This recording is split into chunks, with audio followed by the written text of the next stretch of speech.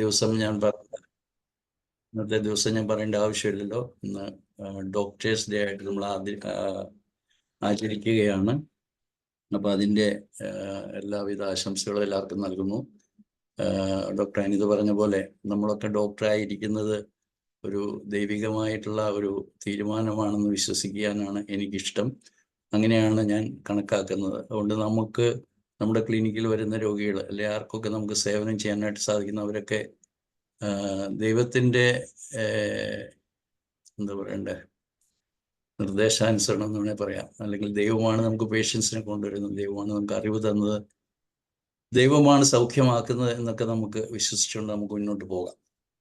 അപ്പം ഞാൻ ഈ ക്ലാസ്സുകൾ എടുക്കുന്നത് വലിയൊരു ഒരു ഗാദറിങ്ങിനെ പ്രതീക്ഷിച്ചിട്ട് അല്ല എന്നറിയാമല്ലോ.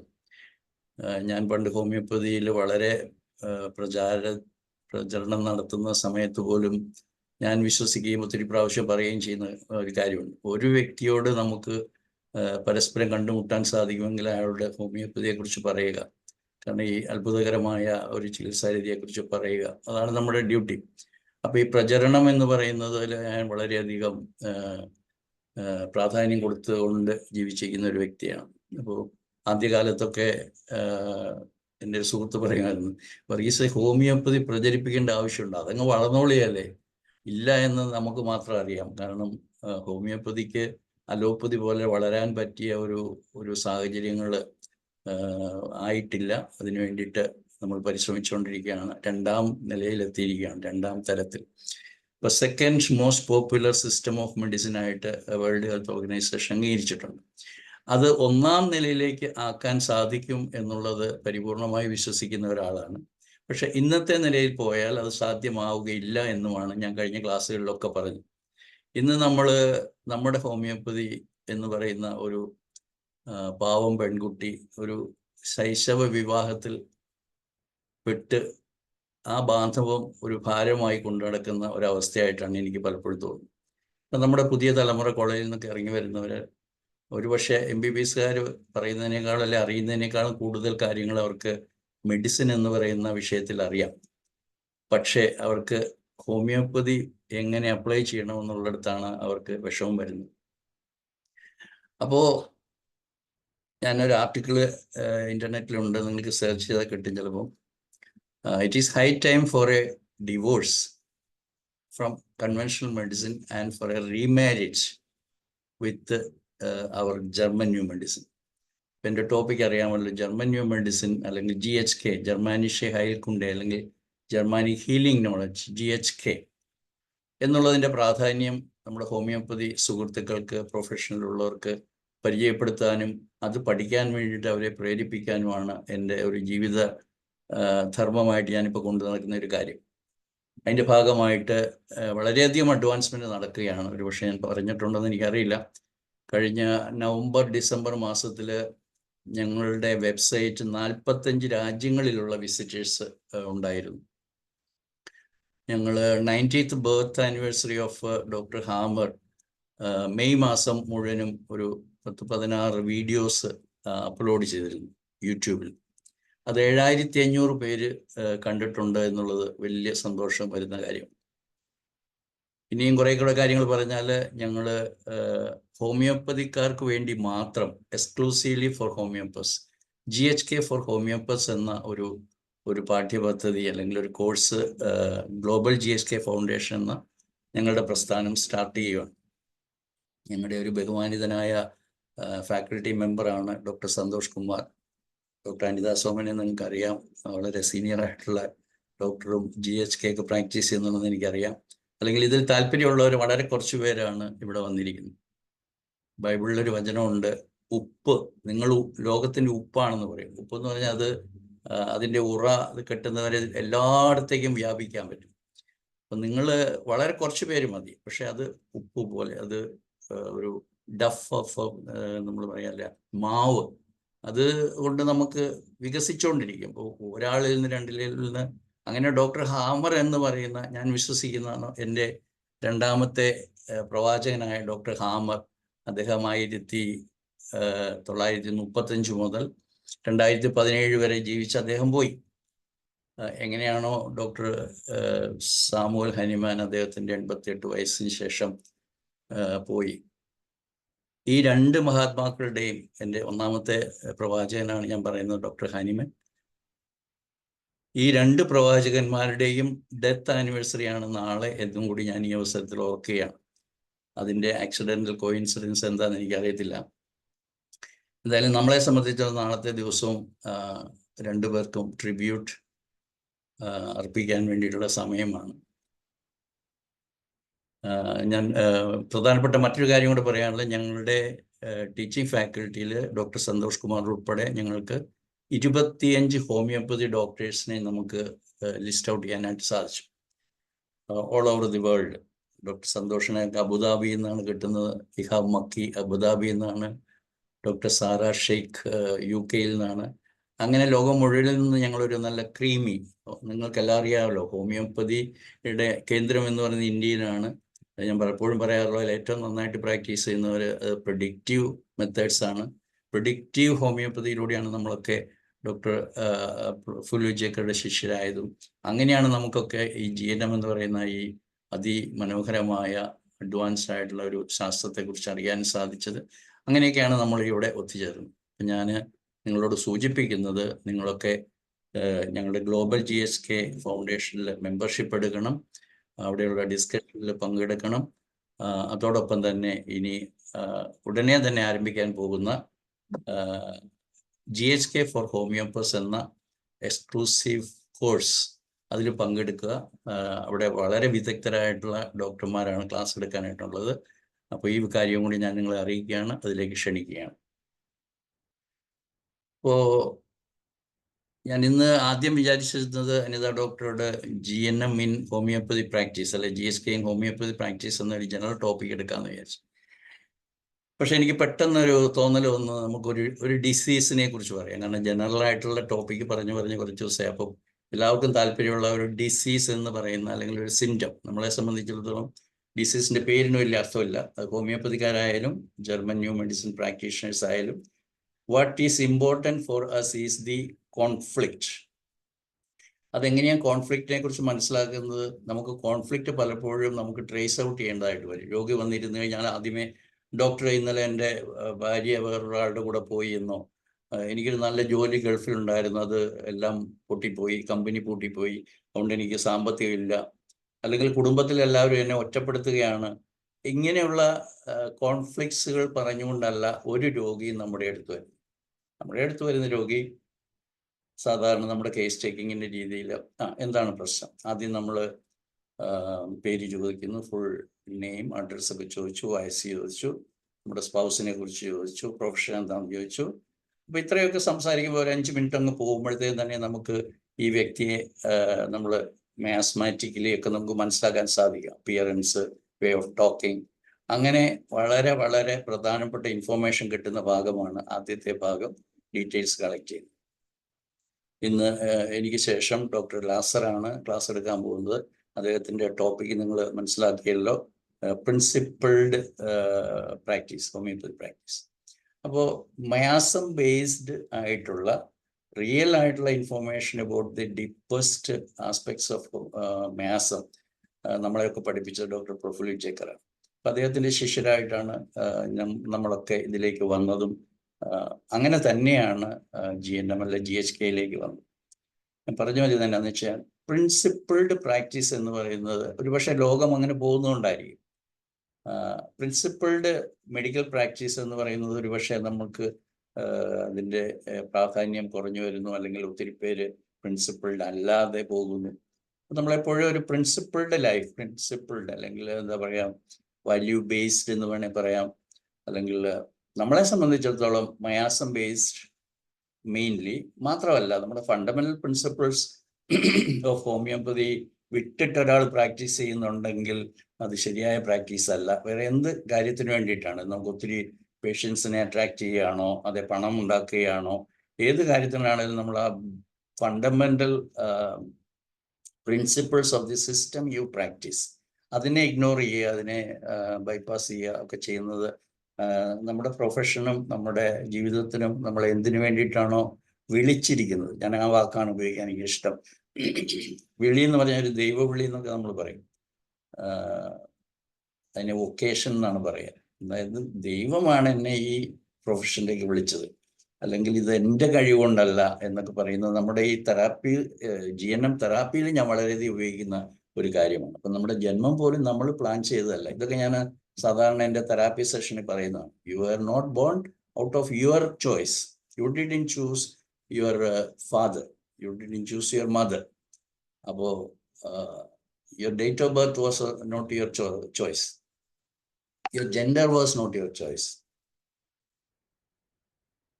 Your name even is not your choice. അപ്പോൾ ആ ന്യൂ ബോൺ ബേബി മുതൽ ഇപ്പോൾ നിങ്ങളായിരിക്കുന്ന 50, 60, 70 വയസ്സ് വരെയൊക്കെ ആയിരിക്കുന്ന കാലത്തിൽ നടന്നതെല്ലാം നമുക്ക് തന്നതാണെന്നും കിട്ടിയതാണെന്നുമുള്ള ബോധ്യം ഉണ്ടാകുമ്പോൾ നമ്മളൊരു നല്ല ഡോക്ടറാകും. ഇതേ ആശയം നമുക്ക് പേറുവാണെങ്കിൽ നമ്മുടെ പേഷ്യൻസിനെ അല്ലെങ്കിൽ സോക്കോൾഡ് ക്ലയൻസിനെ നമുക്ക് നന്നായിട്ട് സഹായിക്കാൻ സാധിക്കുമെന്ന് വിശ്വസിക്കും. ഒത്തിരി പ്രശ്നങ്ങൾ അവിടെയാണുള്ളത്. അതായത് ഒരു അമ്മ വന്നിട്ട് പറയുകയാണ്, എൻ്റെ മോൻ, എൻ്റെ കുഞ്ഞ്, എൻ്റെ കുട്ടി എന്നൊക്കെ പറഞ്ഞിട്ട് അങ്ങോട്ട് വാചാലമാകുമ്പോൾ ആ വീട്ടിലുള്ള ഒരു പ്രോഗ്രാം, ഇന്നത്തെ അറിയാമല്ലോ, ഞാൻ പലപ്പോഴും പറയാറുള്ളത്, ഞാൻ 11 മക്കളുള്ള എൻ്റെ പേരൻസിൻ്റെ 4ാമത്തെ മകനാണ്. അപ്പോൾ അത് പഴയ കാലം. ഇന്ന് ഒരു കുട്ടി ഉണ്ടെങ്കിൽ അത് പ്രോബ്ലമാറ്റിക് ചൈൽഡാണ്. 2 കുട്ടികളുണ്ടെങ്കിൽ തമ്മിൽ ഫൈറ്റാണ്, അല്ലെങ്കിൽ ഭയങ്കര ഹെഡേക്കാണ് പേരൻസിനെ സംബന്ധിച്ച്. അപ്പം ഇങ്ങനെയുള്ളതെല്ലാം വരുന്നത് എന്തുകൊണ്ടാണെന്ന് വെച്ചാൽ ഈ ഒരു ഡിവൈൻ ഡിസൈനിങ് ആൻഡ് പ്രോഗ്രാംസിനെ കുറിച്ചൊക്കെയുള്ള ബോധ്യമില്ലാതെ വരുമ്പോഴാണ്. ഇതെല്ലാം കൂടെ കൂടുന്നതാണ് ഒരു ക്ലയൻറ്റിൻ്റെ അല്ലെങ്കിൽ ക്ലയൻറ്റിനെ നമ്മൾ മനസ്സിലാക്കുന്നത്. അപ്പോൾ അത് കഴിഞ്ഞിട്ടാണ് നമ്മൾ എന്താണ് രോഗം എന്ന് പറയുന്നത് മനസ്സിലാകാതെ നമ്മൾ ഉടനെ straight forward what is the rubric, what is the symptom, എങ്ങനെ പോകുന്നതിനേക്കാളും അങ്ങനെയല്ല പോകേണ്ടത് എന്നാണ് എനിക്ക് പറയുക. കാരണം എൻ്റെ ക്ലിനിക്കിൽ, ഞാൻ ചില പ്രാക്ടിക്കലായിട്ട് പറയുകയാണ്, എൻ്റെ ക്ലിനിക്കിൽ വരുന്ന രോഗിയോട് ഞാൻ ഈ പറഞ്ഞ ഡീറ്റെയിൽസ് ഒക്കെ എഴുതി, എന്താ പ്രശ്നം അല്ലെങ്കിൽ എന്തിനാണ് വന്നതെന്ന് ചോദിക്കുമ്പോൾ ചിലർ ഒരു കംപ്ലൈൻറ്റ്, 2 കംപ്ലൈൻറ്റ്, 3 കംപ്ലൈൻറ്റ്, 18 വരെ കംപ്ലൈൻറ്റ് പറഞ്ഞ രോഗികൾ എൻ്റെ അടുത്ത് ഈയിടെ വന്നിട്ടുണ്ട്. ഞാൻ നടുവേദനയുണ്ട്, മുട്ടുവേദനയുണ്ട്, ഷോൾഡർ പെയിൻ ഉണ്ട്, ഗ്യാസ്ട്രിക് പെയിൻ ഉണ്ട്, ഇവിടുന്ന് ഒരു വേദനയുണ്ട് ഡോക്ടറെ, ഇവിടെ ഒരു വേദനയുണ്ട്, ഇവിടെ ഇച്ചിരി കഴലയുണ്ട്, പല്ല് കേടാണ്, അല്ലെങ്കിൽ കണ്ണിന് കുഴപ്പമുണ്ട്, ഈ വാരിയലിൻ്റെ അടിയിൽ വേദനയുണ്ട്, അങ്ങനെ പറയുന്ന ഒത്തിരി പേരുണ്ട്. അപ്പോൾ ഇതെല്ലാം നമ്മൾ നോട്ട് ചെയ്ത് വെച്ച് കഴിഞ്ഞിട്ട്, because they don't know, they have come with pure, blinded എന്ന് പറയത്തില്ല, ഓൾ പ്രീ കൺസീവ്ഡ് ആയിട്ടുള്ള റോങ് ആയിട്ടുള്ള അറിവ് കൊണ്ടാണ് അവർ നമ്മുടെ ക്ലിനിക്കിൽ വന്നിരിക്കുന്നത്. That is not given by any homeopathy doctor അല്ല, കൺവെൻഷണൽ മെഡിസിൻ തന്നെയാണ്. അവിടെയാണ് ഞാൻ ഏറ്റവും ആദ്യത്തെ ക്ലാസ്സിൽ പറഞ്ഞത്, what the conventional medicine people told to the world, we homeopaths also repeat the same. Parroting എന്ന് പറയും, നമ്മളത് റിപ്പീറ്റ് ചെയ്യുവാണ്. What they told. No, my dear friends, it is not that way. That is where the knowledge of disease comes, and Dr. Hahnemann has very clearly written in his earlier aphorisms the importance of the knowledge of disease. A knowledge of disease എന്തായിരിക്കണമെന്ന് അറിയാതെ ഒരാൾ ചികിത്സിക്കാനായിട്ട് ഇരുന്ന് കഴിഞ്ഞാൽ എങ്ങനെയാണ് അയാളുടെ കർമ്മം ചെയ്ത് എന്ന് പറയാൻ പറ്റുക? അപ്പം നമുക്ക് അറിയുന്ന നോളജ് എല്ലാം അലോപ്പതിക്കാരൻ പറഞ്ഞതാണെങ്കിൽ അത് തെറ്റാണ് എന്നാണ് ഞാൻ ആദ്യമേ പറഞ്ഞത്. It is high time for a divorce. ഞാൻ എന്തുകൊണ്ടാണ് ഈ ഒരു പാവം പിടിച്ച പെണ്ണ് ഹോമിയോപ്പതി എന്നൊക്കെ പറഞ്ഞതെന്ന് വെച്ചാൽ ഒരു എന്താ പറയുക, ചൈൽഡ് മാരേജ് എന്നൊക്കെ പറയത്തില്ലേ, പ്രായപൂർത്തി ഇല്ലാത്ത ഒരു കാലത്ത്, അതിൻ്റെ ചരിത്രമൊക്കെ ഞാൻ കഴിഞ്ഞ ക്ലാസ്സുകളിൽ പറഞ്ഞതാണ്. സെൻട്രൽ കൗൺസിൽ ഓഫ് ഹോമിയോപ്പതി എങ്ങനെ ഫോം ചെയ്തു, അതിൻ്റെ പിന്നണിയിൽ പ്രവർത്തിച്ച അലോപ്പതിക്കാരുൾപ്പെടുന്ന നമ്മുടെ സീനിയർ ഡോക്ടേഴ്സിനുള്ള എല്ലാ ആദരവോടും കൂടി ഞാൻ പറയട്ടെ, അന്ന് അവരുടെയൊക്കെ ആത്മാർത്ഥത ഹോമിയോപ്പതിയെ പ്രചരിപ്പിക്കണം, അല്ലെങ്കിൽ ഹോമിയോപ്പതി ജനങ്ങളിൽ എത്തിക്കണം എന്നുള്ള ആഗ്രഹം തന്നെയായിരുന്നു ഉണ്ടായിരുന്നു. പക്ഷേ അവർക്കറിയില്ലായിരുന്നു എന്താണ് ഇവരെ പഠിപ്പിക്കേണ്ടതെന്ന് അവർക്കറിയില്ലായിരുന്നു. ഞാൻ ചരിത്രം ഓർമ്മിക്കുന്ന ശരിയാണെങ്കിൽ 1935 മുതൽ ഹോമിയോപ്പതിക്ക് വേണ്ടിയിട്ട് നമ്മുടെ അന്ന് പാർലമെൻറ്റ്, ഇന്നത്തെ പാർലമെൻ്റ് ഒന്നും അല്ല, നമ്മുടെ സ്വാതന്ത്ര്യ അനന്തരമുള്ള പാർലമെൻ്റ് അല്ല, എന്നിട്ട് പോലും അന്നും അതിൻ്റെ ചരിത്രം നിങ്ങൾക്ക് സെൻട്രൽ കൗൺസിൽ ഓഫ് ഹോമിയോപ്പതിയുടെ വെബ്സൈറ്റിൽ വായിക്കാൻ പറ്റും, അല്ലെ NCHൻ്റെയും കാണുമായിരിക്കും. അപ്പോൾ അത്രയും കാലം മുമ്പ് മുതലേ ഭാരതത്തിൽ അലോപ്പതി ഡോക്ടർമാരുൾപ്പെടെയുള്ളവർ ആഗ്രഹിച്ചിട്ടാണ് ഹോമിയോപ്പതി എന്ന് പറയുന്നതിൻ്റെ സിലബസ് ഉണ്ടാക്കിയത്. അപ്പോൾ അവർക്ക് വേറെ ഓപ്ഷൻ ഇല്ലാലോ. ആ കാലം 1974 മുതൽ ഈ കാലം വരെ തുടർന്നുകൊണ്ട് പോവുകയാണ്.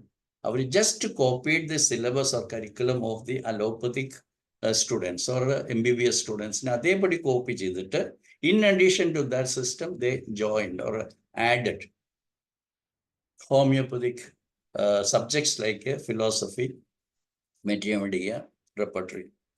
ഇത് വെച്ചിട്ടാണ് നമ്മൾ ഇത്രയും കാലം ഹോമിയോപ്പതി കോളേജുകളിൽ ഹോമിയോപ്പതി പഠിപ്പിച്ചത്. അത് ഇനി മേലാൽ നിർത്തണമെന്ന് ആണ് ഞാൻ എൻ്റെ എല്ലാ വേദികളിലും എനിക്ക് സംസാരിക്കാൻ പറ്റിയ അധികാരികളോടും സുഹൃത്തുക്കളോടും ഒക്കെ പങ്കുവെക്കുന്ന കാര്യം. ആ കാലം കഴിഞ്ഞു. അത് ഏറ്റു പറയാന്ന് പറഞ്ഞു കഴിഞ്ഞാൽ നമ്മൾ വീണ്ടും മണ്ടത്തരമാണ് ജനങ്ങളെ പഠിപ്പിക്കുന്നത്. യൂറിനറി ട്രാക്ട് ഇൻഫെക്ഷൻ എന്താണെന്ന് ഒരു ഹോമിയോപ്പതി ഡോക്ടർക്ക് അറിയത്തില്ല. കാരണം അത് ഇൻഫെക്ഷൻ ആണെന്നാണ് പറയുന്നത്.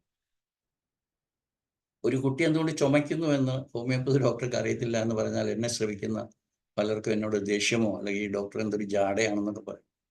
അറിയത്തില്ല. അത് ഒരു ബോയ് ചുമച്ചാൽ അതാണ് കാരണം, ഗേൾ ചുമച്ചാൽ എന്താണ് കാരണമെന്ന് ഡോക്ടർ ഹാമർ പറഞ്ഞിരിക്കുന്നു. ടെറിട്ടോറിയൽ ഫിയർ ആണ് ബ്രോങ്കൈറ്റിസിന്റെ കാരണം. ബ്രോങ്കൈറ്റിസ് എന്ന് പറയുന്നത് ഹീലിംഗ് സിംറ്റംസ് ആണ്. എന്തുകൊണ്ട് അത് നീണ്ടു നിൽക്കുന്നു? ഇറ്റ് ഈസ് ഹാങ്ങിങ് കോൺഫ്ലിക്റ്റ്. ഇങ്ങനെയുള്ള എല്ലാ അറിവും കിട്ടണമെങ്കിൽ നമുക്ക് GNM അല്ലെങ്കിൽ GSK പഠിക്കണം. ഒരു പെൺകുട്ടിയെ സംബന്ധിച്ചിടത്തോളം സ്കെയർ ഫ്രൈറ്റ് കോൺഫ്ലിക്റ്റ് ആണ് ബ്രോങ്കൈറ്റിസ് ഉണ്ടാകാനുള്ള കാരണം. ഒരു ആൺകുട്ടിക്കും പെൺകുട്ടിക്കും വ്യത്യസ്തമായ കാരണങ്ങൾ അല്ലെങ്കിൽ രോഗത്തെക്കുറിച്ചിട്ടുള്ള അനുഭവങ്ങൾ വ്യത്യസ്തമായിരിക്കും. കാരണം അവരുടെ കോൺഫ്ലിക്റ്റ് ഡിഫറെൻ്റ് ആണ്. അവരുടെ സെറിബ്രൽ ഹെമിസ്ഫിയറിൽ ഇമ്പാക്റ്റ് ചെയ്യുന്ന ഏരിയാസ് ഡിഫറെൻ്റ് ആണ്. അവരുടെ laterality, that means right handed ആണോ ലെഫ്റ്റ് ഹാൻഡഡ് ആണോ, ക്രോസ് ഓവർ കോറിലേഷൻ ഉണ്ട്. Not in every germinal layers origin ആയിട്ടുള്ള ഇതിലല്ല. എൻഡോഡൈൻ ഡിറൈവേറ്റീവ്സും അതിന് ക്രോസ് ഓവർ കോറിലേഷൻ ഇല്ല. ഇങ്ങനെയൊക്കെയുള്ള വളരെ റെവല്യൂഷണറി ആയിട്ടുള്ള knowledge. Handedness is very important. Hormonal status is very important. ഇപ്പോൾ റൈറ്റ് ഹാൻഡഡ് ആണോ ലെഫ്റ്റ് ഹാൻഡഡ് ആണോ ഒരാൾ, ഒരു ടിഷ്യൂ അഫക്റ്റഡ് ആകുമ്പോൾ അത് ഏത് ജെർമിനൽ ലെയറിൽ നിന്നാണ് അത് ഒറിജിനേറ്റ് ചെയ്തിരിക്കുന്നത്? എൻഡോഡേം ആണോ, ഓൾഡ് മീസോഡേം ആണോ, ന്യൂ മീസോഡേം ആണോ, എക്ടോഡേം ആണോ? ഇതൊന്നും അറിയാതെ നമുക്ക് ചികിത്സിക്കാനേ പറ്റത്തില്ല. നമുക്ക് കുറേ കാര്യങ്ങൾ ഡോക്ടർ പ്രഫുൽ വിജേക്കർ പറഞ്ഞു തന്നു. പക്ഷെ അതിനേക്കാളും കൂടുതൽ കൃത്യതയോടുകൂടി ഡോക്ടർ ഹാമർ പറഞ്ഞിരിക്കുകയാണ്. ആ അറിവുണ്ടെങ്കിൽ മാത്രമേ നമുക്ക് ഈ പറയുന്ന സോ കോൾഡ് പത്തോളജി എന്നുള്ള വാക്ക് ജർമ്മൻ ന്യൂ മെഡിസിനിൽ ഇല്ല. നമുക്ക് വേണമെങ്കിൽ ഇമോഷണൽ പത്തോളജി എന്നൊക്കെ ഇന്നിപ്പോൾ പുതിയ അറിവാണ്. നമ്മൾ just chat GPT what is the emotional conflict of A bronchitis എന്ന് ചോദിച്ചു കഴിഞ്ഞാൽ വളരെ വിശദമായിട്ട് നിങ്ങൾക്ക് അവിടെ ജർമ്മൻ ന്യൂ മെഡിസിൻ കിട്ടുന്നു എന്നുള്ളതൊരു ഭയങ്കര അത്ഭുതകരമാണ്. അല്ലെങ്കിൽ ഭയങ്കരമായിട്ട് GSKയുടെ വ്യാപ്തി എത്രമാത്രം വ്യാപരിച്ചിരിക്കുന്നു, ലോകം മുഴുവൻ അറിയപ്പെടുന്നു എന്നുള്ളതാണ്. അപ്പോൾ നിങ്ങൾക്കിനി ഈ അറിവിൽ നിന്ന് രക്ഷപ്പെടാൻ പറ്റത്തില്ല. ഒത്തിരി പേര് പറയും, ഞങ്ങൾക്ക് we are all happy with my homeopathy practice. പക്ഷെ എന്തുകൊണ്ടൊരു ബ്രസ്റ്റ് ക്യാൻസർ ഉണ്ടാകുന്നു, എന്തുകൊണ്ട് ലെഫ്റ്റ് ബ്രസ്റ്റിൽ അല്ലെ പോട്ടെ എന്തുകൊണ്ട് ക്യാൻസർ ഉണ്ടാകുന്നു, അവിടെ മുതൽ നമുക്ക് തുടങ്ങുകയാണെങ്കിൽ ആർക്കും അറിയില്ല. നമ്മൾ അലോപ്പതിക്കാർ പറയുന്നു തിയേറ്ററിൽ പോകുമ്പോൾ സിനിമ കാണുന്നതിന് മുമ്പായിട്ട് നിങ്ങളുടെ പുകക്കുഴലിൽ അല്ലെ നിങ്ങളുടെ ശ്വാസകോശത്തിൽ ഉണ്ടാക്കുന്ന കറകൾ പിഴിഞ്ഞാൽ ഒരു ബീക്കർ മുഴുവനും കറുത്ത കരി പോലെയുള്ളത് കിട്ടുമെന്നൊക്കെ പറഞ്ഞ് പേടിപ്പിക്കുകയും smoking is injurious to health, അതിൻ്റെ കൂടെ ക്യാൻസർ ഉണ്ടാക്കുമെന്ന് പറയുന്നതിൻ്റെ മണ്ടത്തരം വങ്കത്തരം. ആൽക്കഹോൾ ഡേഞ്ചറസ് ആണ്, ഹാംഫുൾ ആണ്. കഴിഞ്ഞ ക്ലാസ്സിൽ ആലോചിച്ച് വെച്ച എല്ലാ സബ്സ്റ്റൻസസും ഹസാർഡ്സ് തന്നെയാണ്, ഹസാർഡസ് ആണ്, അതിനൊന്നും യാതൊരു സംശയമില്ല. But A particular thing will cause cancer. Alcohol will not cause liver cancer. Smoking will not cause lung cancer.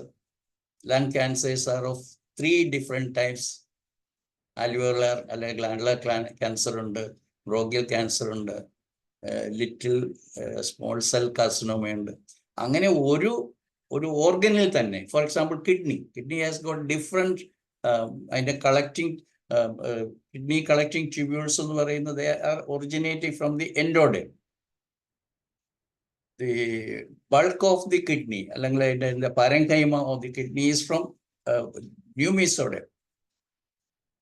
And from the pelvis of the kidney right down to the ureter, bladder, urethra, എല്ലാം ectoderm ആണ്. അതുകൊണ്ട് അതിനനുസരിച്ചുള്ള conflicts. അപ്പൊ എന്താണ് morsel conflicts of the endoderm derivatives? Protection അല്ലെങ്കിൽ അതിന്റെ conflict ആയിട്ടുള്ള attack and disfigurement of the old mesoderm, including the dermis of the skin. അതെല്ലാം കൺട്രോൾ ചെയ്യുന്നത് സെറിബെല്ലമാണ്. മീസോഡേം, ന്യൂ മീസോഡേമും ഓൾഡ് മീസോഡേമും, ന്യൂ മീസോഡേം ഡെറിവേറ്റീവ്സിനെ കൺട്രോൾ ചെയ്യുന്ന 2 സെന്റേഴ്സ് ആണ്. And bulk of the muscle, joints, bones etcetera from its new mesoderm, and a movement from the cortex, motor cortex. ഇതെല്ലാം പഠിക്കാതെ നമ്മൾ എങ്ങനെയാണ് പാർക്കിൻസൺ ഡിസീസ് എക്സ്പ്ലെയിൻ ചെയ്യുന്നത്? What is dementia, what is ഞാൻ ക്യാൻസറിനെ കുറിച്ച് പറഞ്ഞത് അന്നപ്പോൾ വഴി മാറിപ്പോയി. നമുക്കറിയില്ല left side breast cancer and അത് അഡിനോ കാർസിനോമയാണോ അല്ലെങ്കിൽ ഡക്റ്റൽ കാർസിനോമയാണോ? ഈ പറയുന്ന അലുമിനിയം പാത്രത്തിൽ കറി വെച്ച് കൂട്ടിയിട്ടോ, സ്മോക്കിംഗ് ഉണ്ടോ, പാസീവ് സ്മോക്കിംഗ്, ആക്റ്റീവ് സ്മോക്കിംഗ്, അതിലൊക്കത്തെ അയാള് പ്ലാസ്റ്റിക് കത്തിച്ചിട്ട്, ഇതൊന്നുമല്ല സുഹൃത്തുക്കളെ കോൺഫ്ലിക്ട്സ്, സൈക്കിക് കോൺഫ്ലിക്ട്സ്. ഇത് പഠിക്കാതെ നിങ്ങൾക്ക് ഇനി അങ്ങോട്ടേക്ക് പോകാൻ പറ്റത്തില്ല. അതുകൊണ്ട് എത്രയും പെട്ടെന്ന് പഠിക്കുക. നിങ്ങൾ തന്നെ പഠിച്ചാൽ മതി. അതിനുള്ള എല്ലാ കോഴ്സ് മെറ്റീരിയൽസും ഞാൻ കഴിഞ്ഞ പ്രാവശ്യങ്ങളൊക്കെ പറഞ്ഞതാണ്. Which I am following the website of my own teacher Caroline Markolin, and that is the best which I can recommend. അതാണ് www.learninggnm.com. ആരെങ്കിലും പേപ്പർ എഴുതി എടുത്തു വെച്ചിട്ടുണ്ട്? കാരണം ഞാൻ എന്നെ മാത്രമേ കാണുന്നുള്ളൂ. എല്ലാവരും മ്യൂട്ട് ചെയ്ത് സൗകര്യം പോലെ, അല്ല സോറി, വീഡിയോ ക്ലോസ് ചെയ്ത് വെച്ചിരിക്കുവാണ്. ആരുടെയും മുഖം കാണുന്നില്ല. അപ്പൊ എന്നാലും ഞാൻ എല്ലാവരുടെയും പേര് വായിച്ചുകൊണ്ട് പറയുകയാണ്. എല്ലാവരും ഈ വെബ്സൈറ്റിൽ പോയി വായന തുടങ്ങിയിരിക്കണം. ഇപ്പം എല്ലാവർക്കും തിരക്കാണ്, എല്ലാവർക്കും പേഷ്യൻസ് ഭയങ്കരമാണ്. പക്ഷെ നിങ്ങളുടെ അടുത്ത് വരുന്ന ഒരു പേഷ്യന്റിനോട് നിങ്ങൾ റോങ് ആയിട്ട് പറയുമ്പോൾ, രോഗാണുക്കൾ എന്ന് പറയുന്ന ഇങ്ങനെ അന്തരീക്ഷത്തിൽ കൂടെ പറന്ന് ഒരു ഫിയേഴ്സ് അനിമൽസ് ആയിട്ട് വന്നിട്ട് ഈ പറയുന്ന വില്ലേജിലുള്ള, ഈ പറയുന്ന വീട്ടിലുള്ള, ഈ പറയുന്ന 60 വയസ്സുള്ള സ്ത്രീയുടെ ചെറിയ യൂറിത്രയിലൂടെ ഈ ബാക്ടീരിയ അല്ലെങ്കിൽ ബാക്ടീരിയ കയറിയിട്ട് അതിന് ഇൻഫെക്ഷൻ ഉണ്ടാക്കി എന്ന് വിശ്വസിക്കുക. നിങ്ങൾ വിശ്വസിച്ചാൽ അത് ദയവേത് പുറത്ത് പറയാതിരിക്കുക. അവരോട് പറയുക, it is territorial marking conflict.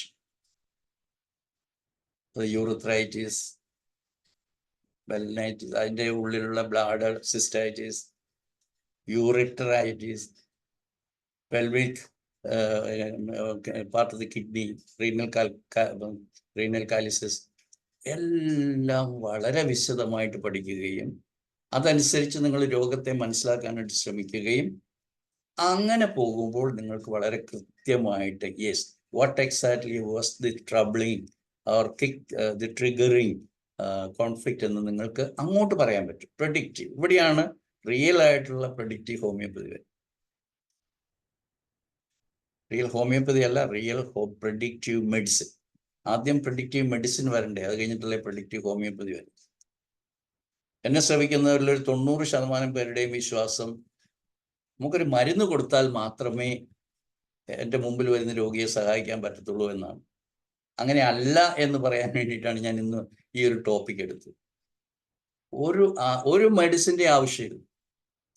Because ഇന്ന് സംസാരിക്കാൻ പോകുന്ന വിഷയം വെർട്ടിഗോയെ കുറിച്ചാണ്. Only if you can, or if you know the reason, the causa causalis of the patient suffering from so-called vertigo, then you can relieve that patient immediately or at the earliest, without giving any medicine. നിങ്ങൾ കൊണിയും കൊടുക്കണ്ട, നിങ്ങൾ നാട്രമോർ കൊടുക്കണ്ട, നിങ്ങൾ ഒരു മെഡിസിനിലേക്ക് നിങ്ങൾ പോകണ്ട.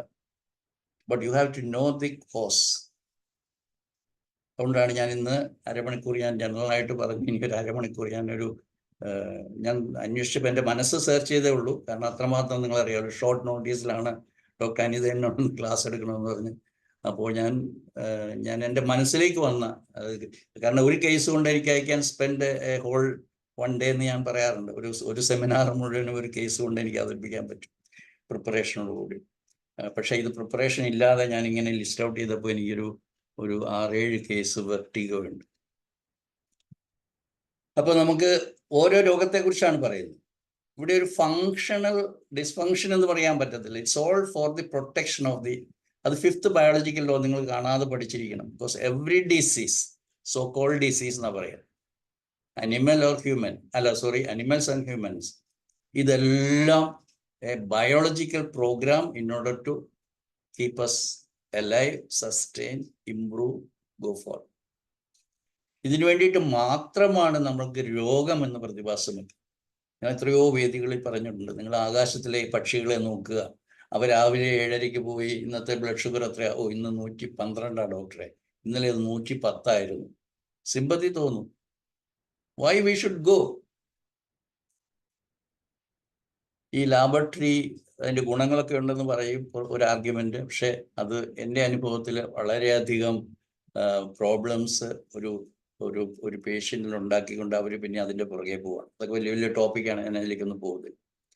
അതുകൊണ്ട് ആകാശത്തിലെ പക്ഷികളെ പോലെ, ഭൂമിയിലെ മറ്റു മൃഗങ്ങളെ പോലെ, വെള്ളത്തിലെ മത്സ്യങ്ങളെ പോലെ ജീവിക്കാനായിട്ടുള്ള അനുഗ്രഹിക്കപ്പെട്ടിട്ടുള്ള, അല്ലെങ്കിൽ അതിനുള്ള മുഴുവൻ പ്രോഗ്രാംസും ഡൗൺലോഡ് ചെയ്ത് ഇൻസ്റ്റാൾ ചെയ്ത് റൺ ചെയ്യുന്ന ക്രിയേറ്റഡ് ബീയിങ്സ് ആണ് നമ്മൾ.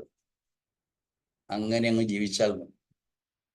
അല്പം അഹങ്കാരത്തോടും ദൈവത്തിന് നന്ദിയും പറഞ്ഞുകൊണ്ട് പറയട്ടെ, കഴിഞ്ഞ ഒരു 25 വർഷമെങ്കിലും ഉണ്ടാവും ഞാൻ എൻ്റെ ബ്ലഡ് ഷുഗർ എത്രയാണ്, എനിക്ക് 72 വയസ്സായി, എൻ്റെ PSA എത്രയാണ്, അല്ലെങ്കിൽ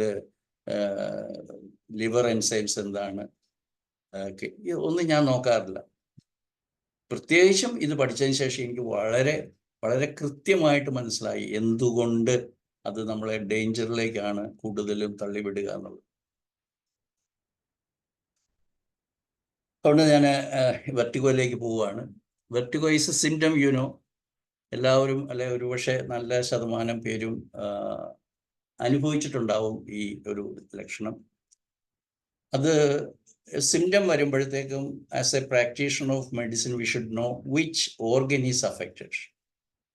അത് as doctors you all know it is a inner ear programme. Inner ear നിങ്ങൾക്കറിയാം, external ear, middle ear, inner ear. Inner ear composed of cochlea and the vestibular organ. For vertigo as it is, without the combination of the tinnitus, which we call Meniere's disease.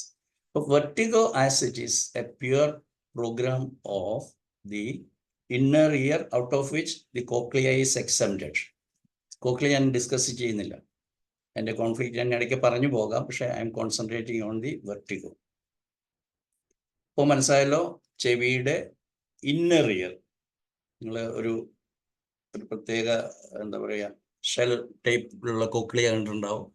ഒരു 3 ഡയറക്ഷനിൽ ആയിട്ടുള്ള tubes കണ്ടിട്ടുണ്ടാവും. അതാണ് vestibular organ എന്ന് പറയുന്നത്. അതിൻ്റെ function balance keep ചെയ്യാനാണ്. Balance keep ചെയ്യാനും നമ്മുടെ motion, without being balanced we cannot make A further step.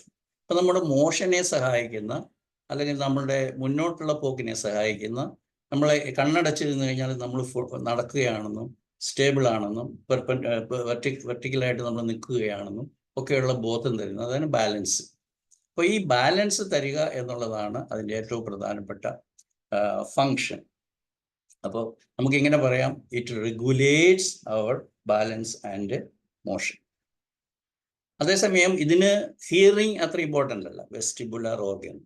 Cochlea is more for hearing. ഇത് രണ്ടുമാണ് ഇന്നർ ഇയറിൻ്റെ പ്രധാനപ്പെട്ട ഫങ്ഷൻ. ഇതിൻ്റെ അകത്ത് ഏറ്റവും പ്രധാനപ്പെട്ട കാര്യം മനസ്സിലാക്കേണ്ടത്, middle year is another important part. അതിൻ്റെ കോൺഫ്ലിക്റ്റ് വേറെയാണ്, അതിൻ്റെ ഒറിജിൻ വേറെയാണ്, അതിൻ്റെ കൺട്രോളിങ് സെൻറ്റർ വേറെയാണ്.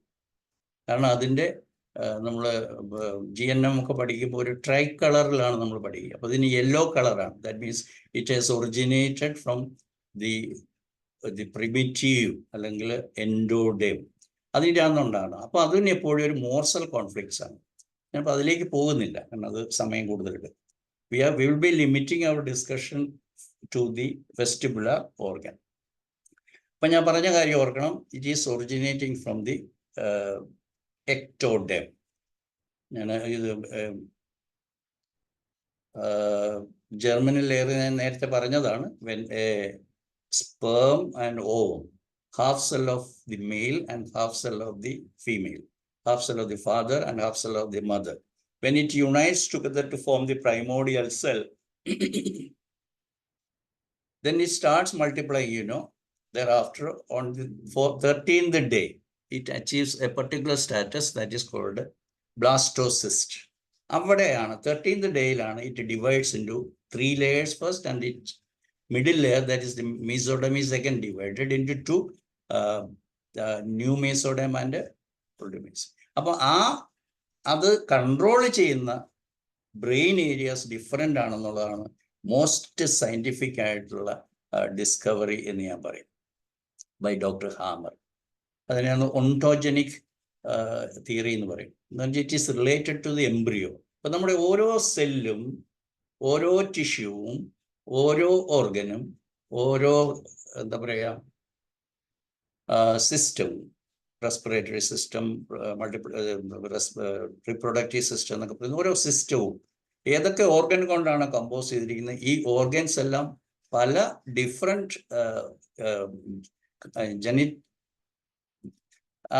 ഒറിജിനൽ പ്രൈമോഡിയൽ ലെയറിൽ നിന്ന് വന്നതാണ്. അതുകൊണ്ട് അതിൻ്റെ കൺട്രോളിങ് സെൻറ്റേഴ്സ് ഡിഫറെൻ്റ് ആണ്. ഇപ്പോൾ എക്ടോഡേം ഒറിജിൻ ഞാൻ പറഞ്ഞു. അതുകൊണ്ട് തന്നെ അത് കൺട്രോൾ ചെയ്യുന്നത് സെറിബ്രൽ കോർട്ടെക്സിൽ നിന്നാണ്.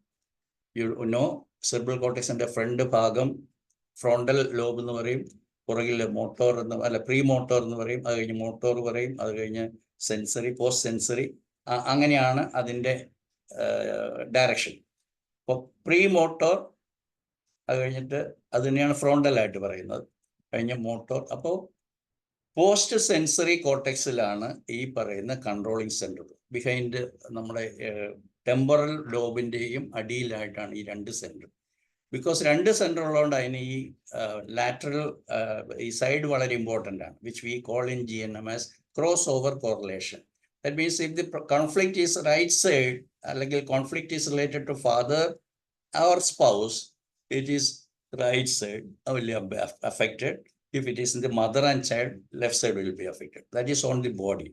Whereas it will be having the crossover correlation, so the brain will be differently wired in these conditions. അപ്പോൾ ജെൻഡർ, ലാറ്ററാലിറ്റി ആൻഡ് ഹോർമോൺ സ്റ്റാറ്റസ് ഈ കേസിൽ, ഏത് കേസിൽ? സെറിബ്രൽ കോർട്ടെക്സ് കൺട്രോൾ ചെയ്യുന്ന എക്ടോഡേം ഡിറൈവേറ്റീവ്സ് ആയിട്ടുള്ള ഓർഗൻസിനെ കൺട്രോൾ ചെയ്യുന്നത് അങ്ങനെയാണ്. അതുകൊണ്ട് തന്നെ നമ്മൾ ഇന്ന് ഡിസ്കസ് ചെയ്യാൻ പോകുന്ന വെസ്റ്റിബുലാർ അപ്പാരറ്റസ് അല്ലെ വെസ്റ്റിബുലാർ ഓർഗനിൽ ഈ കോൺഫ്ലിക്റ്റുകൾ ആണ് അഫക്റ്റഡ് ആകുന്നത്. അത് ഈ പറയുന്ന ക്രോസ് ഓവർ കോറിലേഷൻ ഉണ്ട്, laterality is important, gender is important, and the hormone status also is important to decide which part of the brain will be affected and finally which part of the organ will be affected. കാരണം ഞാൻ ഒന്നുകൂടെ repeat ചെയ്യാണ്, പണ്ട് ആദ്യത്തെ class പറഞ്ഞതാണ്, ഇതിൽ ഏറ്റവും fundamental ആയിട്ടുള്ളത് സൈക്കി, ബ്രെയിൻ ആൻഡ് ബോഡി. ഈ സിങ്ക്രോണിസിറ്റി ആണ് most important aspect of German new medicine. This you have to appreciate and you have to understand it also very well. Now we are coming to എന്തുകൊണ്ടാണ് vertigo ഉണ്ടാകുന്നത്, അല്ലെങ്കിൽ what exactly is the biological conflict, and that conflict is called conflict of falling, അല്ലെങ്കിൽ balance conflict, അല്ലെങ്കിൽ falling conflict, അല്ലെങ്കിൽ fear of falling. ഇതാണ് ഒരാൾ ഏതെങ്കിലും ഒരു അവസ്ഥയിൽ ഞാൻ വീണു പോകുമോ എന്നുള്ള ഭയം വരുമ്പോൾ ബോഡി അതിനെ അഡാപ്റ്റ് ചെയ്യുന്ന ഒരു മെക്കാനിസമാണ് you don't move. So he will be given with an additional experience of a vertigo. Vertigo എന്ന് പറയാൻ അറിയാലോ, ഒരു swaying ആണ്, swaying, reeling, swaying, imbalance എന്നൊക്കെ പറയുന്ന അനുഭവമാണ് സ്പിന്നിങ് എന്ന് വേണേൽ പറയാം. All world is spinning or myself is spinning. Spinning ഇപ്പോൾ എന്താ പറയുക, വാഷിംഗ് മെഷീനിലൊക്കെ തുണിയിട്ടുണ്ടെങ്കിൽ നമ്മൾ സ്പീഡ് അഡ്ജസ്റ്റ് ചെയ്യാൻ പറ്റും. സിമിലർലി നമ്മൾ കംപ്ലീറ്റ് കറങ്ങുന്നതായിട്ട് തോന്നും, അല്ലെങ്കിൽ whole world. The purpose of the nature, that is called biological purpose, is you sleep there, you lie down there without moving, because if you move you will be affected, because you had a fear of falling, therefore don't move. ഇതാണ് body നമ്മളോട് പറയുന്ന കാര്യം. അതുകൊണ്ട് fear of falling എന്ന് അതിനെ ഓർക്കുക, മറക്കാതിരിക്കരുത്. എവിടെ ആർക്ക് vertigo ഉണ്ടായാലും there was a fear of falling. അത് സെൽഫ് ഫിയർ ആവാം, ഞാൻ വീഴുമോ എന്നുള്ള ഭയമാകാം, വേറെ എന്തെങ്കിലും വീഴുമ്പോൾ എനിക്കുണ്ടാകുന്ന കോൺഫ്ലിക്റ്റ് ആവാം, വേറെ ആരെങ്കിലും വീഴുമോ എന്നുള്ള ഭയമാവാം. അതുകൊണ്ടുണ്ടാകുന്ന ആ ഒരു കോൺഫ്ലിക്റ്റ് ആണ് അതിന് കാരണം. ഇപ്പോൾ spinning, swaying or falling sensation. അപ്പോൾ ഇതിൻ്റെ രണ്ട്, അതൊക്കെ കൂടുതൽ പറഞ്ഞാലേ പറയും. Conflict active stage and conflict healing സ്റ്റേജും. ഇവിടെ കോൺഫ്ലിക്റ്റ് ആക്റ്റീവ് സ്റ്റേജിലാണ് ഈ സിംറ്റം ഉണ്ടാകുന്നത് എന്നുള്ളതാണ് ഏറ്റവും പ്രധാനപ്പെട്ട കാര്യം. Such a functional disturbance will be happening in these three parts of this vestibular apparatus, and that is why it is experienced in that way. ഇതിനൊരു എപ്പിലെപ്റ്റോയിഡ് ക്രൈസിസ്, അത് ഹീലിംഗ് സ്റ്റേജിലാണ്. അപ്പോൾ ഹീലിംഗ് സ്റ്റേജ് എന്ന് പറഞ്ഞാൽ he has resolved, he understood what exactly is the reason. If one has not understood or one has not been what you call educated that this was your problem, you had a fear of falling and that is the reason for your vertigo എന്ന് മനസ്സിലാക്കിച്ചാൽ മാത്രം മതി. നമ്മൾ ഒരു കൊണിയും ഒരു മെഡിസിനും കൊടുക്കേണ്ട ആവശ്യമില്ല എന്ന് എൻ്റെ അനേക അനുഭവത്തിൽ എനിക്കുള്ളത് കൊണ്ടാണ് ഞാൻ ഇത്ര ധൈര്യമായിട്ട് പറയുന്നത്. അപ്പോൾ ഹീലിംഗ് ഫേസിൽ ഡിസിനെസ് സ്ലോലി വിൽ ഡിമിനിഷ്. അതിന് GNM പഠിച്ചവർക്കറിയാം, എപ്പിലെപ്റ്റോയിഡ് ക്രൈസിസ് എന്ന് പറയുന്ന ഒരു അക്സെൻറ്റുവേഷൻ അല്ലെങ്കിൽ അതിൻ്റെ ഒരു increased level of healing phase ഉണ്ട്. That will simulate or it will appear just exactly like the conflict active phase. അപ്പോഴാണ് അതിനെ വെർട്ടിഗോ ഫിറ്റ് എന്ന് പറയുന്നത്. ഒരു ഭയങ്കര എക്സ്പീരിയൻസ് ആയിരിക്കും, ഇൻടോളറബിൾ എക്സ്പീരിയൻസ് ആയിരിക്കും. ഇനി രണ്ട് സൈഡിലും സൈമൾട്ടേനിയസ്ലായിട്ട് വരുവാണെങ്കിൽ GNM അതിനെ വിളിക്കുന്നത് വെർട്ടിഗോ കോൺസ്റ്റലേഷൻ എന്നാണ്. Because there is A reason for right side and there is a reason for left side. Simultaneously both sides of the brain affected ആകുമ്പോഴാണ് അതിനെ കോൺസ്റ്റലേഷൻ എന്ന് പറയുന്നത്. അപ്പോൾ ഇവിടെ നമ്മൾ ബിനിയസ് ഡിസീസ് മനസ്സിലാക്കി പോകുന്നത് നല്ലതാണ്. ഒരു conflict combination of vestibular organ and cochlea simultaneous, because it is all about a hearing which was intolerable. I didn't want to hear that noise, or what I wanted to hear I didn't get. അതുപോലെയുള്ളതാണ്. പക്ഷെ ഇവിടെ morsel അല്ലെന്ന് ഓർക്കണം. It is all about a sound which I didn't want. I cannot experience it or I cannot bear it. അങ്ങനെ ഒരു ശബ്ദത്തിൽ വരുമ്പോഴാണ്, ഇത് രണ്ടും കൂടെ സൈമൾട്ടേനിയസ് ആയിട്ട് വരുമ്പോഴാണ് അതിനെ മിനിയസ് ഡിസീസ് എന്ന് പറയുന്നത്. ഇത് നമുക്കൊന്നും അറിയത്തില്ല. നമ്മൾ അലോപ്പതിക്കാരെ സംബന്ധിച്ച് ഏതോ ഒരു പത്തോളജിയാണ്, ചെവിക്കകത്ത് നടക്കുന്നതാണ്, അത് ന്യൂറോളജിക്കലാണ് അല്ലെങ്കിൽ ന്യൂറോ ഓർഗൻ എന്നൊക്കെ പറഞ്ഞിട്ടാണ് നമ്മൾ പഠിച്ചത്. ഇതൊന്നുമല്ല, അതിന് വളരെ സ്പെസിഫിക് ആയിട്ടുള്ള കോൺഫ്ലിക്റ്റ് ഉണ്ട്. അത് നമ്മളെ സേവ് ചെയ്യാൻ വേണ്ടിയിട്ടാണ്. ഇത്രയും പറഞ്ഞുകൊണ്ട് ഞാൻ കുറച്ച് കാര്യങ്ങൾ, കാരണം നമുക്ക് വളരെ കുറച്ച് സമയമുള്ളൂ, ഇന്നത്തെ സ്പെഷ്യൽ ഡേ ആയതുകൊണ്ട് 9 മണിക്ക് ഡോക്ടർ ലാസർ റെഡിയാണ്. അദ്ദേഹത്തിൻ്റെ ടോപ്പിക് വളരെ ഇമ്പോർട്ടൻ്റ് ആണ്. Because principled practice, principled life വേണം. പ്രിൻസിപ്പിൾഡ് ഹോമിയോപ്പതി പ്രാക്ടീസിനെ കുറിച്ചാണ് അദ്ദേഹം ചെയ്യുന്നത്. That will definitely he will be talking about miasms or miasm based right homeopathy practice എന്നാണ് ഞാൻ എൻ്റെ ക്ലാസ്സുകളിലൊക്കെ മിയാസം ക്ലാസ്സിനെ കുറിച്ചൊക്കെ പറഞ്ഞുകൊണ്ടിരുന്നത്. അതൊക്കെ പോട്ടെ. നമ്പർ 1, ഒരു കേസ് ഞാൻ പറയാണ്. I didn't understand why this lady had vertigo till I studied GNM. Then I understood that it is a fear of falling. Then this lady was recently divorced from a not so happy marriage. She came out by her own decision, but she didn't feel okay. അതിനുശേഷം പുള്ളിക്കാരത്തിക്ക് അതൊരു comfortable ആയിരുന്നില്ല. She felt better if I was not divorced എന്നുള്ളൊരു ആറ്റിറ്റ്യൂഡിലാണ്. അപ്പോൾ എന്നെ അയാൾ കൈവിട്ടു എന്ന് അവരുടെ ഉള്ളിലുള്ള ബോധ്യം. ഇപ്പോൾ കൈവിട്ടാൽ എന്ത് ചെയ്യും? വീഴും. അതാണ് ആ വ്യക്തിയുടെ ഫീലിംഗ്. ഇതൊരു ഫിഗറേറ്റീവ് എക്സ്പീരിയൻസ് ആണ്. ഇറ്റ് ഇസ് നോട്ട് എ, നമുക്ക് പത്തോളജിക്കലായിട്ട് അങ്ങനെ പറയാൻ പറ്റില്ല. It is an experience, subjective experience of that particular lady who thought that my husband, my past ex husband left me. അപ്പോൾ എന്നെ കൈവിട്ടു എന്ന് പറഞ്ഞ്, കൈവിട്ടാൽ എന്ത് പറയും? എൻ്റെ stability I lost and therefore I am likely to fall. And that fear of falling was the reason. അങ്ങനെ ഞാൻ അവരെ എക്സ്പ്ലെയിൻ ചെയ്യുകയും അവരുടെ മയാസവും കോൺസ്റ്റിറ്റ്യൂഷനും പ്രീഡിസ്പോസിഷനും എല്ലാം മനസ്സിലാക്കിയിട്ട് മെഡിസിൻ കൊടുക്കുകയും ചെയ്തപ്പോഴത്തേക്കും that patient came out of that situation. അവിടെ മെഡിസിൻ കൊടുത്തു. ഞാൻ എൻ്റെ എല്ലാ 100% ഓഫ് ദി പേഷ്യൻസിനും മെഡിസിൻ കൊടുക്കുന്നയാളാണ്, ഹോമിയോപ്പതി മെഡിസിൻ കൊടുക്കുന്നയാളാണ്. അതുകൊണ്ട് ആ കേസിന് കൊടുത്തിട്ടില്ല എന്ന് പറയുമ്പോഴത്തേക്കും ഇതൊന്നും എൻ്റെ ഓർമ്മയിലല്ല, ഏത് മെഡിസിൻ പ്രിസ്ക്രൈബ് ചെയ്ത് ഏത് റൂബ്രിക്കാണ് എടുത്തതെന്നൊന്നും എൻ്റെ മനസ്സിലില്ല. അല്ലെങ്കിൽ അതൊന്നും പറയുക എന്നുള്ളതല്ല എൻ്റെ ഈ ക്ലാസ്സിൻ്റെ ഉദ്ദേശം. അല്ലെങ്കിൽ I can take one case and explain the whole time of 1 hour with that case. ഇവിടെ അതല്ല ഉദ്ദേശം. ഞാൻ നിങ്ങളോട് പറയുവാണ്, ഇത്രയും എന്നെ ശ്രമിക്കുന്നവരെങ്കിൽ ഇനി ഭാവിയിൽ ഒരു പേഷ്യൻ്റ് നിങ്ങളുടെ അടുത്ത് വെർട്ടിഗോ ആയിട്ട് വന്നാൽ നിങ്ങൾക്ക് കണ്ണടച്ച് പറയാം, either you had a fear of falling or somebody close to you had a fall, you had to observe it, or you are a witness of that, or you saw something falling, or you got afraid that you will be falling, or you had a fall then you got afraid. ഇങ്ങനെ ആ falling എന്ന് പറയുന്നത് from A higher balance പോയി, I felt bad. ഈ ഒരു experience ഉള്ള കേസുകളിൽ മാത്രമേ ഈ പറയുന്ന ഈ പ്രോഗ്രാം നടക്കത്തുള്ളൂ എന്നുള്ളത് 100% എനിക്ക് ധൈര്യമായിട്ട് പറയാൻ പറ്റും. ഇപ്പോൾ വെസ്റ്റിബുലാർ ഓർഗൻ പ്രോഗ്രാം എന്നാണ് GNM വിളിക്കുന്നത്. It's not disease. We don't call disease because it's a program by the nature in order to protect that individual from bad things. You don't move because you are afraid to move. You don't move, you don't go because you are afraid to move. First of all, you get out of your fear, then you can move freely. Adana ee parayunnathu. Number 2, there is a young girl who went to Canada for higher studies. But you know, in Canada they don't have a very posh ആയിട്ടുള്ള അപ്പാർട്ട്മെൻറ്റ്സോ അല്ലെങ്കിൽ living ഇൻഫ്രാസ്ട്രക്ചേഴ്സോ ഒന്നുമില്ല. അപ്പോൾ പലരും കൂടിയിട്ടുള്ള ഡോർമിറ്ററീസ് അല്ലെങ്കിൽ അതെല്ലാം അണ്ടർഗ്രൗണ്ടിലുള്ള area ആണ് അവർക്ക് താമസിക്കാൻ കൊടുക്കുന്നത്. അപ്പം ലിമിറ്റഡ് സ്പേസ് ആണ്. അതുകൊണ്ട് ഈ ലാൻഡ് ലോഡ് കൊടുക്കുമ്പോൾ വളരെ ലിമിറ്റഡ് ഫെസിലിറ്റീസ് ആണ് കൊടുക്കുന്നത്. അപ്പോൾ this girl who had a very affluent way of life in the previous life, she had difficult nights because she could not sleep, because the bed, the cot, the mattress and everything that was provided was not stable.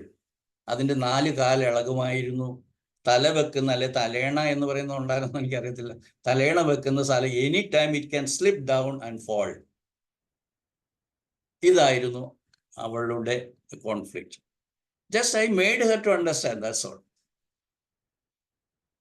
I hope you got it.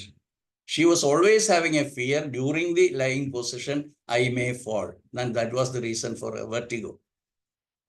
കുറച്ച് അവിടെ അറിയാമല്ലോ, കാനഡയിലൊന്നും പെട്ടെന്ന് പോയിട്ടൊരു ഒരു general പ്രാക്ടീഷനെ കാണാനോ treatment എടുക്കാനോ ഒന്നും പറ്റത്തില്ല. മുൻകൂട്ടി അപ്പോയിൻമെൻ്റ് എടുക്കണം, ഒത്തിരി സമയം കഴിയണം. ആ സമയത്തിൻ്റെ ഇടയ്ക്കാണ് എന്നെ വിളിച്ചത്. അങ്ങനെയാണ് ഇത് മാനേജ് ചെയ്യാനായിട്ട് സാധിച്ചത്. Third is my own teacher Caroline Markolin. She during her lecture, ഞാൻ പുള്ളിക്കാരത്തിൻ്റെ 3 വർഷം പോയി ഇൻ്റർനാഷണൽ കോൺഫറൻസ് ഓഫ് GNM പങ്കെടുത്തതാണ്. She was my friend. അപ്പോൾ പുള്ളിക്കാരത്തി ഒരു ദിവസം അവളുടെ അനുഭവം പറയുന്നതാണ്, വെർട്ടിഗോ എക്സ്പ്ലെയിൻ ചെയ്തപ്പോൾ പറഞ്ഞതാണ്. The whole day she was performing, ഒരു പ്രസൻറ്റേഷൻ നടത്തുമായിരുന്നു whole day from morning to. പുള്ളിക്കാരത്തിയുടെ സ്വഭാവം എന്നെ പോലെയാണെന്ന് ഞാൻ പറയും. ഒരറ്റത്തു നിന്ന് വേറൊരറ്റം വരെ ഇങ്ങനെ മൂവ് ചെയ്തുകൊണ്ടിരിക്കും. അത് ആ സ്പിരിറ്റിലാണ്. നമ്മൾ ചിലർ, ഞാൻ ഉൾപ്പെടെയുള്ളവരുണ്ട്, മൊബൈൽ ഫോൺ സംസാരിക്കുമ്പോഴത്തേക്കും we also will be mobile. അപ്പം നമുക്ക് ഇങ്ങനെ മൂവ് ചെയ്തുകൊണ്ട് സംസാരിക്കാനായിട്ട് വളരെ ഇഷ്ടപ്പെട്ടവരോടൊക്കെ സംസാരിക്കാനായിട്ട് നമുക്ക് അങ്ങനെ ഒരു ബോഡി ലാംഗ്വേജ് വരും, നമ്മൾ മൂവ് ചെയ്യും. This lady, my teacher Caroline, she is the direct disciple of doctor Hamer. She had the habit of moving from this end to this end across the platform, and the platform was very narrow. She was always careful not to fall down. അറിയാമല്ലോ, raised ലെവലിലാണ്, പ്ലാറ്റ്ഫോമിലാണ് class നടത്തുന്നത്. പുള്ളിക്കാരത്തി ഇങ്ങനെ സ്പീഡിൽ നടക്കുകയാണ്. പക്ഷെ every time ഈ സ്ലൈഡൊക്കെ കാണിച്ചിട്ട് പുറകോട്ട് പോകുമ്പോൾ എപ്പോഴും നോക്കും whether it has crossed the boundary. പുറകോട്ട് വീഴരുത്, അതിനുവേണ്ടിയുള്ള careful. That was the fear of falling. പക്ഷെ എപ്പോഴാണ് പുള്ളിക്കാരത്തിക്ക് മനസ്സിലായി, വൈകുന്നേരം ക്ലാസ്സൊക്കെ കഴിഞ്ഞ് റൂമിൽ പോയി ഒരു കാപ്പിയൊക്കെ കുടിച്ചോണ്ടിരുന്നപ്പോൾ പുള്ളിക്കാരത്തിക്ക് ഒന്നും പറ്റുന്നില്ല. പുള്ളി കിടക്കാൻ പറ്റുന്നില്ല, നിൽക്കാൻ പറ്റുന്നില്ല, ഭയങ്കര അസ്വസ്ഥതയായിരുന്നു. Because she started getting severest form of vertigo. Because she knows this programme, she thought what exactly was the reason. അങ്ങനെയാണ് പുള്ളിക്കാരത്തിക്ക് അതിൻ്റെ എക്സാക്ട് കാരണം കണ്ടുപിടിച്ചത്. Because all through the day from 9 AM to 6 PM I was very careful whether I will fall down or not, and that was the reason. ഇനി അതിനൊന്നും മരുന്നൊന്നും കഴിച്ചില്ല. പുള്ളിക്കാരത്തി ഹോമിയോപ്പതി ഡോക്ടറല്ലെന്ന് അറിയാമല്ലോ. ഇനി നിങ്ങളെല്ലാം അറിയുന്ന, ഒരു പക്ഷേ ഒത്തിരി പേര് അറിയുന്ന എൻ്റെ ഒരു സുഹൃത്ത്, നിങ്ങളുടെ ഒക്കെ സുഹൃത്തുമായിട്ടുള്ള ഒരു doctor, is A homeopath, but he is having a very confidence in, at least his wife is very much having confidence in GNM, GHK, and therefore she is also homeopath. This doctor also is a homeopath. Wife വിളിക്കുവാണ്, ഡോക്ടറെ ഞങ്ങൾ ഹോസ്പിറ്റലിൽ കൊണ്ടുപോകണോ, so and so doctor ഭയങ്കരമായിട്ട് തലകറങ്ങിയിരിക്കുവാണ്. പുള്ളിക്കാരത്തി രാവിലെ തുടങ്ങിയതാണ്, പക്ഷെ വൈകുന്നേരം ആയപ്പോൾ ഭയങ്കരമായിട്ട് കൂടി. എന്ത് ചെയ്യണം, പുള്ളിക്കാരത്തിന് ആകെ വേർക്കുന്നു, ആകെ പേടിക്കുന്നു. പുള്ളിക്കാരി ഇത് ഹാർട്ട് അറ്റാക്കിൻ്റെ സിംറ്റംസ് ആണോ എന്നൊക്കെ പറഞ്ഞ് പേടിക്കുന്നു. ഞാൻ ഇത്രയും ചോദിച്ചുള്ളൂ, വാട്ട് ഹാപ്പൻ ടു ഹിം? എന്താണ് പേടിച്ചത്? വീഴുമോ എന്ന് പേടിച്ചോ? പുള്ളി വീണോ? സ്ലിപ്പ് മിസ് സ്റ്റെപ്പ് ചെയ്തോ? എവിടെയെങ്കിലും കാല് തെന്നിയോ? വഴുതിപ്പോയോ? വീഴാൻ തുടങ്ങിയോ? ഇത്ര മാത്രമേ ഞാൻ ചോദിച്ചുള്ളൂ. അപ്പം വൈഫ് പറഞ്ഞു, ഡോക്ടറെ ഇന്നലെ രാത്രി 12 മണി വരെ, 11:30, 12 മണി വരെ പുള്ളിക്കാരൻ ഇന്ന് TV-യിൽ ഗാസ ഇസ്രയേൽ യുദ്ധം കാണുകയായിരുന്നു. അപ്പോൾ പുള്ളിക്കാരൻ്റെ TV സ്ക്രീനിൽ മുഴുവൻ വന്നത് അവിടെ പൊട്ടിപ്പൊളിഞ്ഞ് അല്ലെങ്കിൽ ഇങ്ങനെ പൊടിപൊടിപൊടിന്ന് താഴെ വീഴുന്ന കെട്ടിടങ്ങളുടെ പിക്ചറാണ് പുള്ളിയുടെ മനസ്സുണ്ടായത്. ജസ്റ്റ് ഒരു half an hour therapy sufficient. നമ്മൾ ഒരു മെഡിസിനും വേണ്ടി വന്നില്ല, ഒരു മെഡിസിനും കഴിക്കാൻ പറഞ്ഞില്ല, കുണിയൊന്നും വെക്കാൻ പറഞ്ഞില്ല.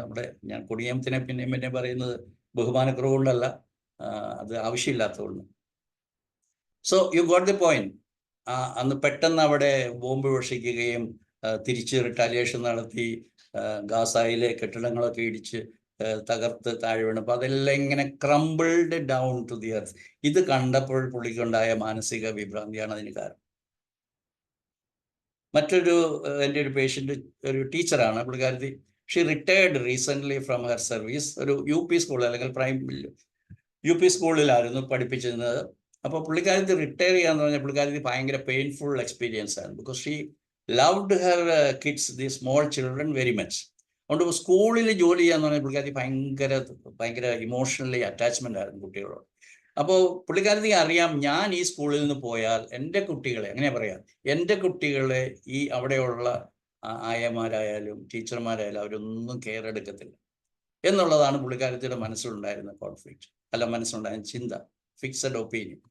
എന്ത് സംഭവിച്ചു? പുള്ളിക്കാരത്തി രാത്രിയിൽ സ്വപ്നം കണ്ടു. ഒരു ദിവസം രാത്രി സ്വപ്നം കണ്ടത്, ഷീ സീയിങ് എൻ ആയ, ഒരു മെയ്ഡ് കുട്ടികളെ നോക്കാനായിട്ട് ഏൽപ്പിച്ചിരിക്കുകയാണ്. പുള്ളിയുടെ ഡ്രീമാണ് പറയുന്നത്. ഡ്രീം, നമ്മുടെ ഹോമിയോപ്പതി ഡോക്ടർ ഹനിമാൻ പറഞ്ഞിട്ടുണ്ട്, dreams can make us sick എന്നാണ് പറയുന്നത്. This is not sickness. അതോടെയാണ് ഞാൻ ഡിഫറെൻ്റ് ആയി.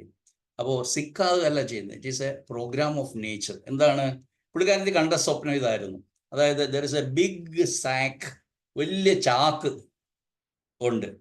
ഈ ചാക്ക്, ഈ സ്ത്രീ ഒരായ, ഫേസ് ക്ലിയർ അല്ല, ഒരായ. Though that ayah or that maid represents a teacher who is going to look after her kids. എൻ്റെ കുട്ടികളെ അവർ വേണ്ട രീതിയിൽ നോക്കത്തില്ല എന്നുള്ള ഉള്ളിലുള്ള ഫിക്സഡ് ഒപ്പീനിയൻ. അപ്പോൾ അവരെ നോക്കുമ്പോൾ ഇവർ യാതൊരു കെയർഫുൾ ആയിരിക്കത്തില്ല എന്നുള്ള പ്രീ കൺസീവ്ഡ് ഐഡിയ.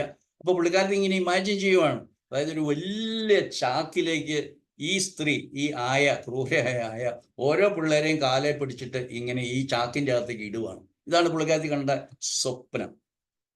നിങ്ങൾക്ക് മനസ്സിലാക്കി ഞാൻ വിചാരിക്കുകയാണ് എൻ്റെ എക്സ്പ്ലനേഷൻ. അപ്പോൾ ആ കുട്ടികൾക്കുണ്ടാകുന്ന ഒരു ഇമോഷണൽ ഒരു എക്സ്പീരിയൻസ് പുള്ളിക്കാരത്തെ ഐഡൻറ്റിഫൈ ചെയ്തു. Oh, what horrible experience would have been for the kids, small babies, kids to be thrown down into the sack. ഇതാണ് പുള്ളിക്കാരത്തിയുടെ. അപ്പം എൻ്റെ ക്ലിനിക്ക് വരുമ്പോഴത്തേക്കും ഞാനിതാ ചോദിക്കുക, എന്താണ് സംഭവിച്ചത്? ആരാ വീണത്? നിങ്ങൾ വീണോ? നിങ്ങളുടെ പുള്ളിക്കാരത്തി ഒരു കൊച്ചുമോളുണ്ട്, അത് വീണോ? സ്റ്റെപ്പ് ഇറങ്ങി വന്നപ്പോൾ വീണതായിട്ട് തോന്നിയോ?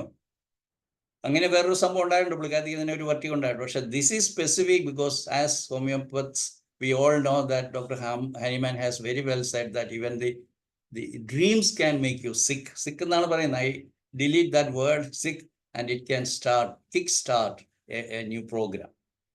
മനസ്സിലായെന്ന് വിചാരിക്കുന്നു. ഇനി അടുത്തത് എൻ്റെ അയൽവാസിയും അദ്ദേഹം ഒരു നാച്ചുറോപ്പതി പ്രാക്ടീഷണറൊക്കെയാണ്, റിട്ടയർ ചെയ്തു. ഒരു നാച്ചുറോപ്പതി ഇൻസ്റ്റിറ്റ്യൂഷൻ നടത്തുകയാണ്, മഹാത്മാ എന്നൊക്കെ പറഞ്ഞിട്ടുള്ള ഒരു സ്ഥാപനം. അപ്പോൾ ഒരു ദിവസം ഉച്ച കഴിഞ്ഞിട്ടുള്ള എൻ്റെ സെഷൻ 4 o'clock ഉച്ച കഴിഞ്ഞിട്ട് സ്റ്റാർട്ട് ചെയ്യുന്നപ്പോഴത്തേക്കും പുള്ളിക്കാരൻ്റെ വൈഫ് ഓടി വന്നു, ഡോക്ടറെ മാഷ് അവിടെ ഭയങ്കര തലകറക്കമായിട്ട് കിടക്കുവാണ്, പുള്ളിക്കാരൻ ഭയങ്കരമായിട്ട് വിഷമിക്കുവാണ്. അപ്പോൾ എനിക്ക് വളരെ സന്തോഷമാണ്, ഒരു വെർട്ടിഗോ കേസ് വന്നാൽ വളരെ സന്തോഷമാണ്. അപ്പം ഞാൻ എന്താണ് പേടിച്ചത്, വീണോ, വീഴാൻ തുടങ്ങിയോ, സ്ലിപ്പ് ചെയ്തോ? അപ്പം ഞാൻ ഇങ്ങനെ അരിച്ചരിച്ച് ചോദിച്ചപ്പോഴത്തേക്ക് കൃത്യമായിട്ട് അതിൻ്റെ കോൺഫ്ലിക്റ്റ് കിട്ടി. എന്താണെന്ന് വെച്ച് കഴിഞ്ഞാൽ പുള്ളിക്കാരൻ നാച്ചുറോപ്പതിക്കാരനാണെന്നുകൊണ്ട് മാത്രമല്ല, പുള്ളിക്കാരൻ്റെ ഈ വീടിൻ്റെ വാൾസ് എല്ലാം ബ്രിക്ക് കൊണ്ടാണ് ഉണ്ടാക്കുന്നത്. ബ്രിക്സ് എന്ന് പറഞ്ഞാൽ വെട്ടുകല്ല്, അത് മലബാറിൽ വളരെ കാര്യമായിട്ട് കിട്ടുന്നതാണ്. വെട്ടുകല്ല് കൊണ്ടാണ് ഉണ്ടാക്കിയിരിക്കുന്നത്. അപ്പോൾ പുള്ളിക്കാരൻ്റെ ഒരു സ്വപ്നമാണ്, ആഗ്രഹമാണ്, എൻ്റെ വീട് താച്ച് ചെയ്യണം, വിത്ത് ദി പഴയ മോഡലിലുള്ള ഓട് കൊണ്ട് താച്ച് ചെയ്യണം. സ്ലോപ്പാണ്, സ്ട്രെയിറ്റ് അല്ല. അപ്പോൾ ഇങ്ങനെയുള്ള സ്ലോപ്പിൽ. അപ്പോൾ പുള്ളിക്കാരൻ കൂടുതൽ സമയം എടുക്കാതിരിക്കാണ്ട് പുള്ളിക്കാരൻ്റെ ഫ്രണ്ട്സ് ആയിട്ടുള്ള ലേബറേഴ്സിനെയൊക്കെ 7 o'clock പുള്ളി അപ്പോയിൻറ്റ് ചെയ്തു. You have to come at 7 o'clock. ഉച്ചയോടുകൂടി നമുക്ക് പണി തീർത്തുകളായി. അപ്പോൾ 7 പേരെയാണ് പുള്ളിക്കാരൻ ഡെപ്യൂട്ട് ചെയ്തത് ഈ പണിക്ക് വേണ്ടി. എന്താണ്, ഈ ചെരിഞ്ഞ സ്ലോപ്പിൽ വിത്തൗട്ട് എനി ബീഡിങ് പോലെ അങ്ങനെയൊന്നുമില്ല, എന്തെങ്കിലും പഴയ മോഡലിൽ കഴുക്കോല് വെക്കുക, എന്താ പറയുക, പട്ടിക വെക്കുക, അല്ലെങ്കിൽ അവിടെ പ്രത്യേകിച്ചും കോൺക്രീറ്റ് ചെയ്ത് അതൊന്നുമില്ല. ഇതിൻ്റെ മേലെ ഇങ്ങനെ വെക്കുക എന്നുള്ളതാണ് പുള്ളി വെച്ച്. അപ്പോൾ ഇവരെ എല്ലാം മുകളിൽ കയറ്റിയിട്ട് പുള്ളിക്കാരൻ താഴെ നിന്നിട്ട് ഇങ്ങനെ നോക്കുവാണ്, വീഴല്ലേ, വീഴാതെ നോക്കണേ, വീഴരുതേ, കെയർഫുൾ ആണേ, സൂക്ഷിക്കണേ. ഇതായിരുന്നു പുള്ളിക്കാരൻ ഈ പറയുന്ന 7 മണി മുതൽ ഉച്ചയ്ക്ക് 12 മണി വരെ പറഞ്ഞുകൊണ്ട്. So I got the point. He had A fear that these labourers, അത് ലേബറേഴ്സ് ആരെങ്കിലും വീണ് നടുവൊടിഞ്ഞ് ചത്താൽ പുള്ളിക്കാരൻ അതിൻ്റെ പുറകെ പോകണമല്ലോ, അതല്ല.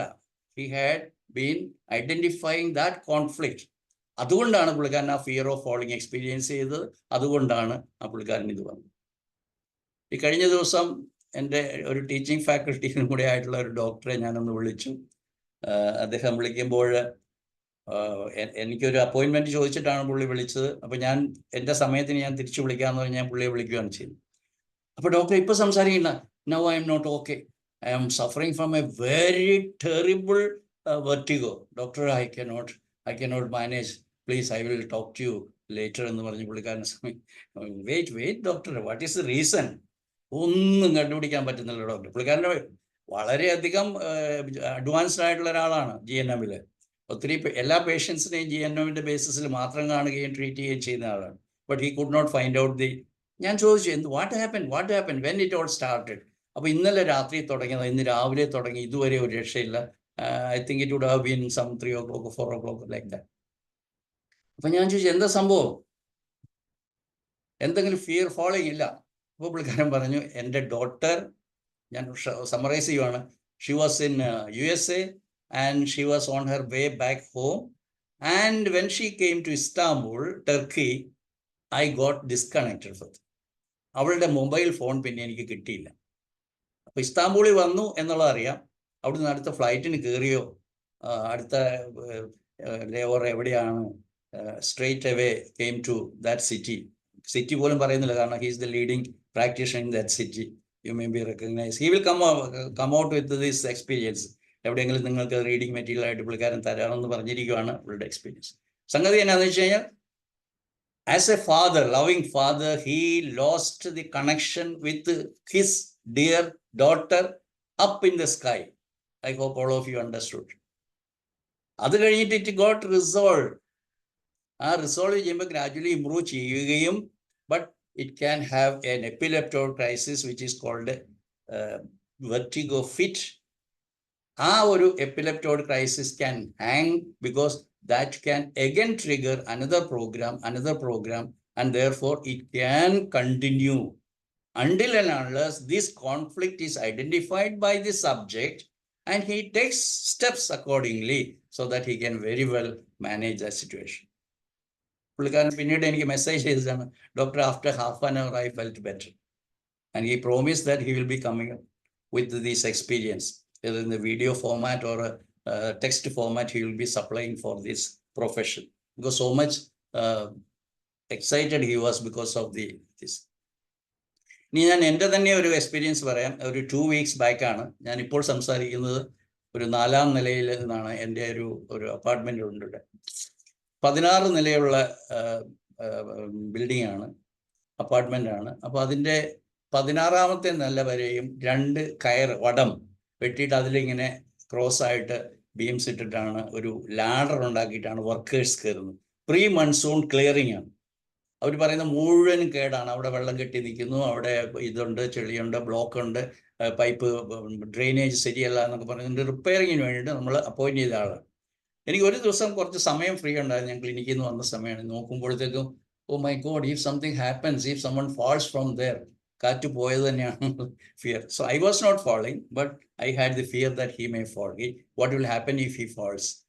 എന്തു പറ്റി? അന്ന് രാത്രിയിൽ I was awakened by a very terrible vertigo, completely out of my balance. I fell in the bathroom. I could not identify which part of my bed I have to go and sleep, etc. I was thrown across my room. Adana in the experience. So only conflict. Oh my God, what will happen if those fellows will fall down? That's the thing. ഒരു കാര്യം കൂടെ പറയാം. 1-2 കാര്യം കൂടെ ഉണ്ട്. സമയമുണ്ടോയെന്ന് എനിക്കറിയില്ല. Doctor ലാസർ ready ആയിട്ടുണ്ട്. Yes, സമയം കഴിഞ്ഞിരിക്കുന്നു. ഞാൻ പെട്ടെന്ന് പറഞ്ഞു പോകാം. അത് എഴുതിക്കൊണ്ട് വന്നുകൊണ്ടാണ്, ഞാൻ എഴുതിയതുകൊണ്ടാണ്. ഒന്ന്, ഒരു 14 വയസ്സുള്ള കുട്ടി എല്ലാ മാസവും ഛർദ്ദിക്കും, എല്ലാ മാസവും തലകറക്കം വരും. ഛർദ്ദിക്കുന്നതും തലകറക്കം വരുന്നതും ഒന്ന് തന്നെയാണ്. എന്തുകൊണ്ടാണ് ഛർദ്ദി associated with vertigo associated with ഛർദ്ദി എന്ന് മനസ്സിലാക്കണമെങ്കിൽ GNM പഠിക്കണം. അതിൽ conflict in the psyche, changes in the brain, specific changes in the brain, and during healing it will give a oedema, brain oedema, which we have never learned, my dear friends doctors. Brain oedema എന്താണെന്ന് GNM പറഞ്ഞടിച്ചാൽ മാത്രമേ അറിയത്തുള്ളൂ. Oedema can be, or it is happening not only in the body level, it is happening in the brain level also, and that is the reason for a number of so-called neurological or so-called brain symptoms, whether it is in epilepsy, whether it is in brain tumor, whether it is in dizziness, whether it is in blurring of vision, whether it is in migraine, whether it is in headache, all brain related ആയിട്ടുള്ളതല്ലാതെ ഒരു സിംറ്റവും ഇല്ല, ഒരു പ്രോഗ്രാമും ഇല്ല, so called ഡിസീസും ഇല്ല. അപ്പോൾ ഈ കുട്ടിക്ക് എന്താ സംഭവിച്ചതെന്ന് വെച്ച് കഴിഞ്ഞാൽ, ദിസ് ബോയ് ഹാഡ്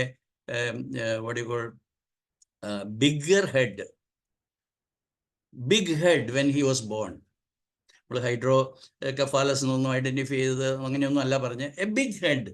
അപ്പോൾ എന്താണ്, 1 വയസ്സിൽ നടക്കാൻ തുടങ്ങുന്ന കുട്ടി ഇങ്ങോട്ട് മാറും, ഇങ്ങോട്ട് മാറും, ഇങ്ങോട്ട് മാറും. അപ്പോൾ it was the conflict that the mother suffered that was manifested on this boy. Doctor Praful വിജയകറിന് ഇത് അറിയാമായിരുന്നു. നമ്മളെല്ലാം പഠിപ്പിച്ചതാണ്. നമ്മുടെ എല്ലാം പ്രിഡിക്റ്റീവ് ഹോമിയോപ്പതിയുടെ ഫണ്ടമെൻ്റൽ അവിടെയാണ്. യെസ് വർഗീസ്, എനിക്ക് വളരെ ഷോക്കിംഗ് ആയിട്ട് ഇന്ന് ഞാൻ ഓർക്കുന്നു, വിലി പാർലി അദ്ദേഹത്തിൻ്റെ ക്ലിനിക്കിൽ എന്നോട് പറയുവാണ്, doctor, reason for all these congenital deformities, whether it you call it by mongolism or autism or what not, mental retardation or cerebral palsy, what not, ഇതെല്ലാം ഉണ്ടാകുന്നത് because of the conflicts happening in the mother during her pregnancy. ഞാൻ അതിനെക്കുറിച്ച് കൂടുതൽ പറയുന്നില്ല, because most of you are aware of that thing.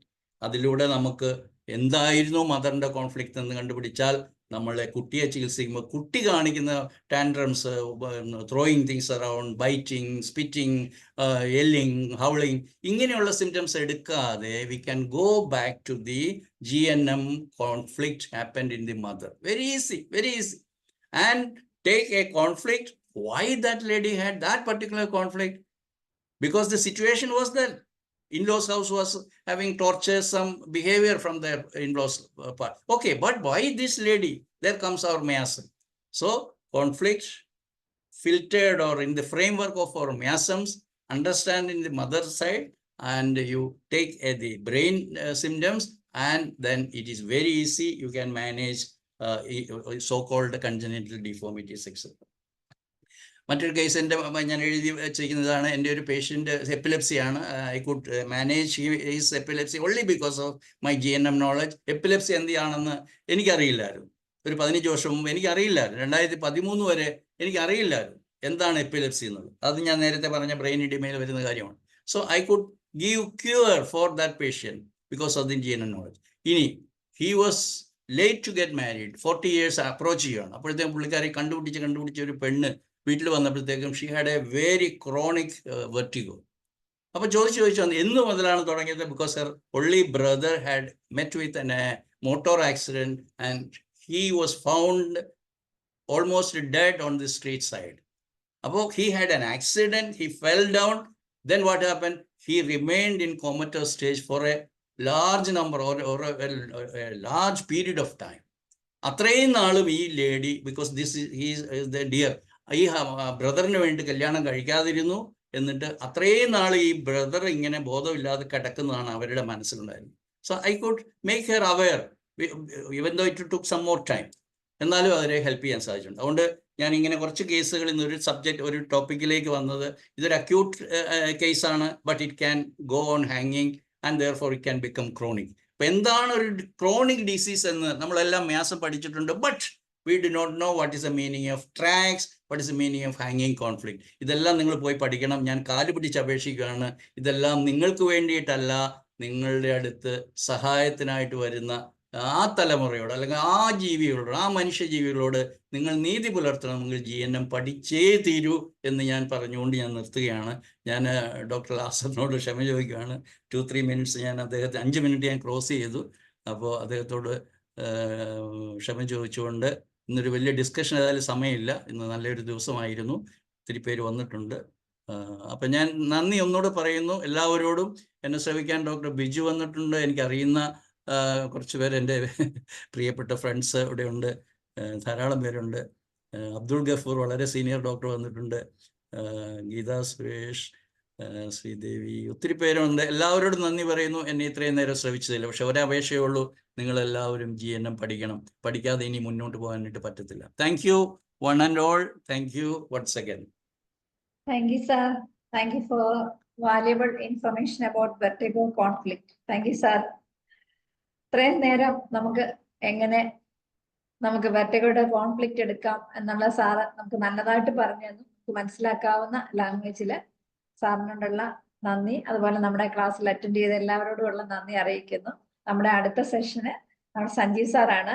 Sanjeev sir predictive മെത്തേഡില്, classical method of ഹോമിയോപ്പതിയിലെ വളരെയധികം experience ഉള്ള സാറാണ്. സാറ് പ്രൊഡിക്റ്റീവിന്റെ SCPH+ കഴിഞ്ഞ് വളരെ സിസ്റ്റമാറ്റിക് ആയിട്ട് പ്രൊഡിക്റ്റീവ് മെത്തേഡ് ഫോളോ ചെയ്യുന്ന സഞ്ജീവ് സാറിനെ വളരെ സന്തോഷത്തോടുകൂടി നമ്മുടെ ഇന്നത്തെ ഈ ഡോക്ടേഴ്സ് ഡേയില് നല്ലൊരു ക്ലാസ് പ്രസന്റ് ചെയ്യുന്നതിനായിട്ട് വേണ്ടി ഇൻവൈറ്റ് ചെയ്യുന്നു. Please sir. Good evening my dear friends. ഡോക്ടറെ കേൾക്കുകയും കാണുകയൊക്കെ ചെയ്യാം. കേൾക്കാം സാറേ, കേൾക്കുകയും കാണുകയും ചെയ്യാം. ഡോക്ടേഴ്സ് ഡേ എന്ന് പറയുമ്പോൾ എനിക്ക് പെട്ടെന്ന് ഓർമ്മ വരുന്നത് ജൂലൈ 1-ാം തീയതി അല്ല, 2-ാം തീയതിയാണ്. കാരണം ഡോക്ടർ സാമുവൽ ഹനുമാൻ്റെ ജന്മദിനം നമ്മൾ ഏപ്രിൽ 10-ാം തീയതി ആഘോഷിക്കും. എന്നാൽ അദ്ദേഹത്തിൻ്റെ ചരമദിനം ജൂലൈ 2-ാം തീയതിയാണ്. 1755 ഏപ്രിൽ 10-ന് ജനിക്കുകയും 1843 ജൂലൈ 2-ാം തീയതി അദ്ദേഹം ലോകത്തോട് വിട പറയുകയും ചെയ്തു. അദ്ദേഹം രോഗബാധിതനായിരുന്നു, പക്ഷേ വളരെ നല്ല പ്രായമുണ്ടായിരുന്നു ഹനുമാന്. അദ്ദേഹം പാരീസിൽ, ജർമ്മനിയിൽ നിന്ന് പാരീസിലേക്ക് പോവുകയും പാരീസിൽ വെച്ചാണ് അദ്ദേഹം മരിക്കുന്നത്. അദ്ദേഹത്തിൻ്റെ ശവസംസ്കാര ചടങ്ങിൽ പങ്കെടുക്കാൻ വളരെ കുറച്ച് ആൾക്കാർ മാത്രമേ ഉണ്ടായിരുന്നുള്ളൂ. അദ്ദേഹത്തെ ആദ്യം ഒരു ചെറിയൊരു സ്ഥലത്ത് ബറി ചെയ്യുകയും പിന്നീട് അത് അദ്ദേഹത്തിൻ്റെ യശസ്സിന് നല്ലതല്ല എന്ന് മനസ്സിലാക്കിയ അമേരിക്കയിലെ പാരീസിലെ ഹോമിയോ ഡോക്ടർമാരുടെ സമൂഹം ലേ പെരിഷെ എന്ന് പറഞ്ഞ ഒരു സെമിത്തേരിയിൽ, അത് വിശ്വപ്രസിദ്ധരായ പലരെയും അടക്കം ചെയ്തിരിക്കുന്ന ഒരു സെമിത്തേരിയിലാണ് സാമുവൽ ഹനുമാൻ അന്ത്യവിശ്രമം കൊള്ളുന്നത്. നമ്മുടെ ഇന്ത്യയിൽ നിന്ന് പോകുന്ന ഹോമിയോ ഡോക്ടർമാർ പലരും അവിടെ പോയിട്ട് അവിടെ സാമുവൽ ഹനുമാൻ്റെ മുമ്പിൽ നമ്മുടെ ആദരാഞ്ജലികൾ അർപ്പിക്കാറുണ്ട്. അവിടെ ആ ഫോട്ടോ ആണ് നമ്മൾ പലതിലും കാണുന്നത്. അത് പാരീസിലാണ്. അപ്പോൾ ആദ്യം തന്നെ നമ്മുടെ ബഹുമാനപ്പെട്ട നമ്മുടെ സിസ്റ്റത്തിൻ്റെ പിതാവായ ഡോക്ടർ സാമുവൽ ഹനിമാൻ്റെ മുമ്പിൽ ആദരാഞ്ജലികൾ അർപ്പിച്ചുകൊണ്ട് ഈ ചെറിയ ഒരു സെഷൻ ആരംഭിക്കട്ടെ. ഇന്നത്തെ ടോപ്പിക്കായിട്ട് നമ്മൾ പറഞ്ഞിരിക്കുന്നത് പ്രിൻസിപ്പിൾഡ് ഹോമിയോപ്പതി എന്നുള്ളതാണ്. സോ എന്തൊക്കെയാണ് ഹോമിയോപ്പതിയിലെ പ്രിൻസിപ്പിൾസ്? നമുക്കറിയാം ഏറ്റവും പ്രധാനപ്പെട്ട principles cardinal principles of homeopathy തന്നെയാണ്. അത് നമ്മൾ ആരോട് ചോദിച്ചാലും എന്തൊക്കെയാണ് കാർഡിനൽ പ്രിൻസിപ്പിൾസ് ഓഫ് ഹോമിയോപ്പതി എന്ന് ചോദിച്ചാൽ പറയും സിമിലിയ സിമിലിബസ് ക്യൂറൻഡർ, സിംഗിൾ റെമഡി, സിംഗിൾ ഡോസ് എന്നൊക്കെ പറയും. പക്ഷേ ഏതാണ് ഏറ്റവും പ്രധാനപ്പെട്ട കാർഡിനൽ പ്രിൻസിപ്പിൾ? ഹോമിയോപ്പതിയിലെ ഏറ്റവും പ്രധാനപ്പെട്ട കാർഡിനൽ പ്രിൻസിപ്പിൾ വൈറ്റൽ ഫോഴ്സ് ആണ്. അപ്പം എന്നോട് പെട്ടെന്ന് ആരെങ്കിലും ചോദിക്കുകയാണെങ്കിൽ ഞാൻ പറയുന്ന ആദ്യത്തെ cardinal principles doctrine of vital force, aphorism number 9. രണ്ടാമത്തത് drug dynamisation which is exclusive to homeopathy. അത് ഹോമിയോപ്പതിയിൽ മറ്റ് പല അലോപ്പതിയിൽ എന്തായാലും ഇല്ല. അലോപ്പതിയിൽ മെയിനായിട്ടും കെമിക്കൽ ബേസ്ഡ് മെഡിസിൻസ്, അതിന് ഡൈനമിക്സ് ഇല്ല. എന്നാൽ മറ്റ് സിദ്ധ പോലെയും അല്ലെങ്കിൽ യുനാനി പോലെയും ഒക്കെയുള്ള സിദ്ധത്തിൽ കുറച്ചും കൂടെയൊക്കെ ഡൈനമൈസേഷൻ ഉണ്ട്.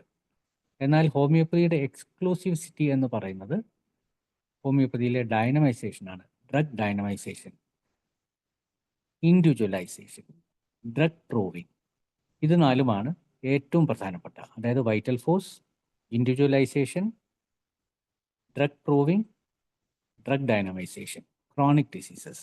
അതിനുശേഷമാണ് ബാക്കി എല്ലാ കാർഡിനൽ പ്രിൻസിപ്പിൾസും വരുന്നത്.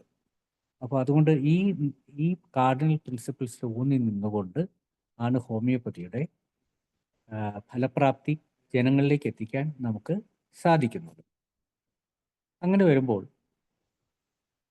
നമുക്ക് പലപ്പോഴും ഇപ്പോൾ കേൾക്കേണ്ടി വരുന്നത് ഈ കാർഡിനൽ പ്രിൻസിപ്പിൾസിൽ ഊന്നി നിന്നുകൊണ്ട് നമുക്ക് റിസൾട്ട് കൊടുക്കാൻ സാധിക്കുമോ? അതായത് നമ്മുടെ അടുത്ത് വരുന്ന ചെറിയ രോഗങ്ങൾ മുതൽ, ചെറിയ രോഗങ്ങൾ എന്ന് ഉദ്ദേശിക്കുന്നത് ജലദോഷം, പനി, തൊണ്ടവേദന, പലതരത്തിലുള്ള ഇൻഫ്ലമേറ്ററി ഡിസീസസ് എന്ന് പറയുന്നത്.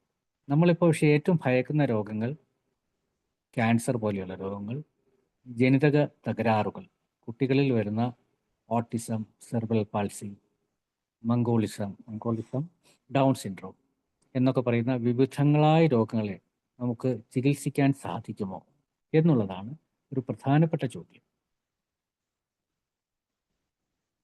നമുക്ക് ഇപ്പോഴത്തെ പനിയിലേക്ക് തന്നെ വരാം, അല്ലെങ്കിൽ ഇപ്പോഴത്തെ അക്യൂട്ട് സിംറ്റംസിലേക്ക് തന്നെ വരാം.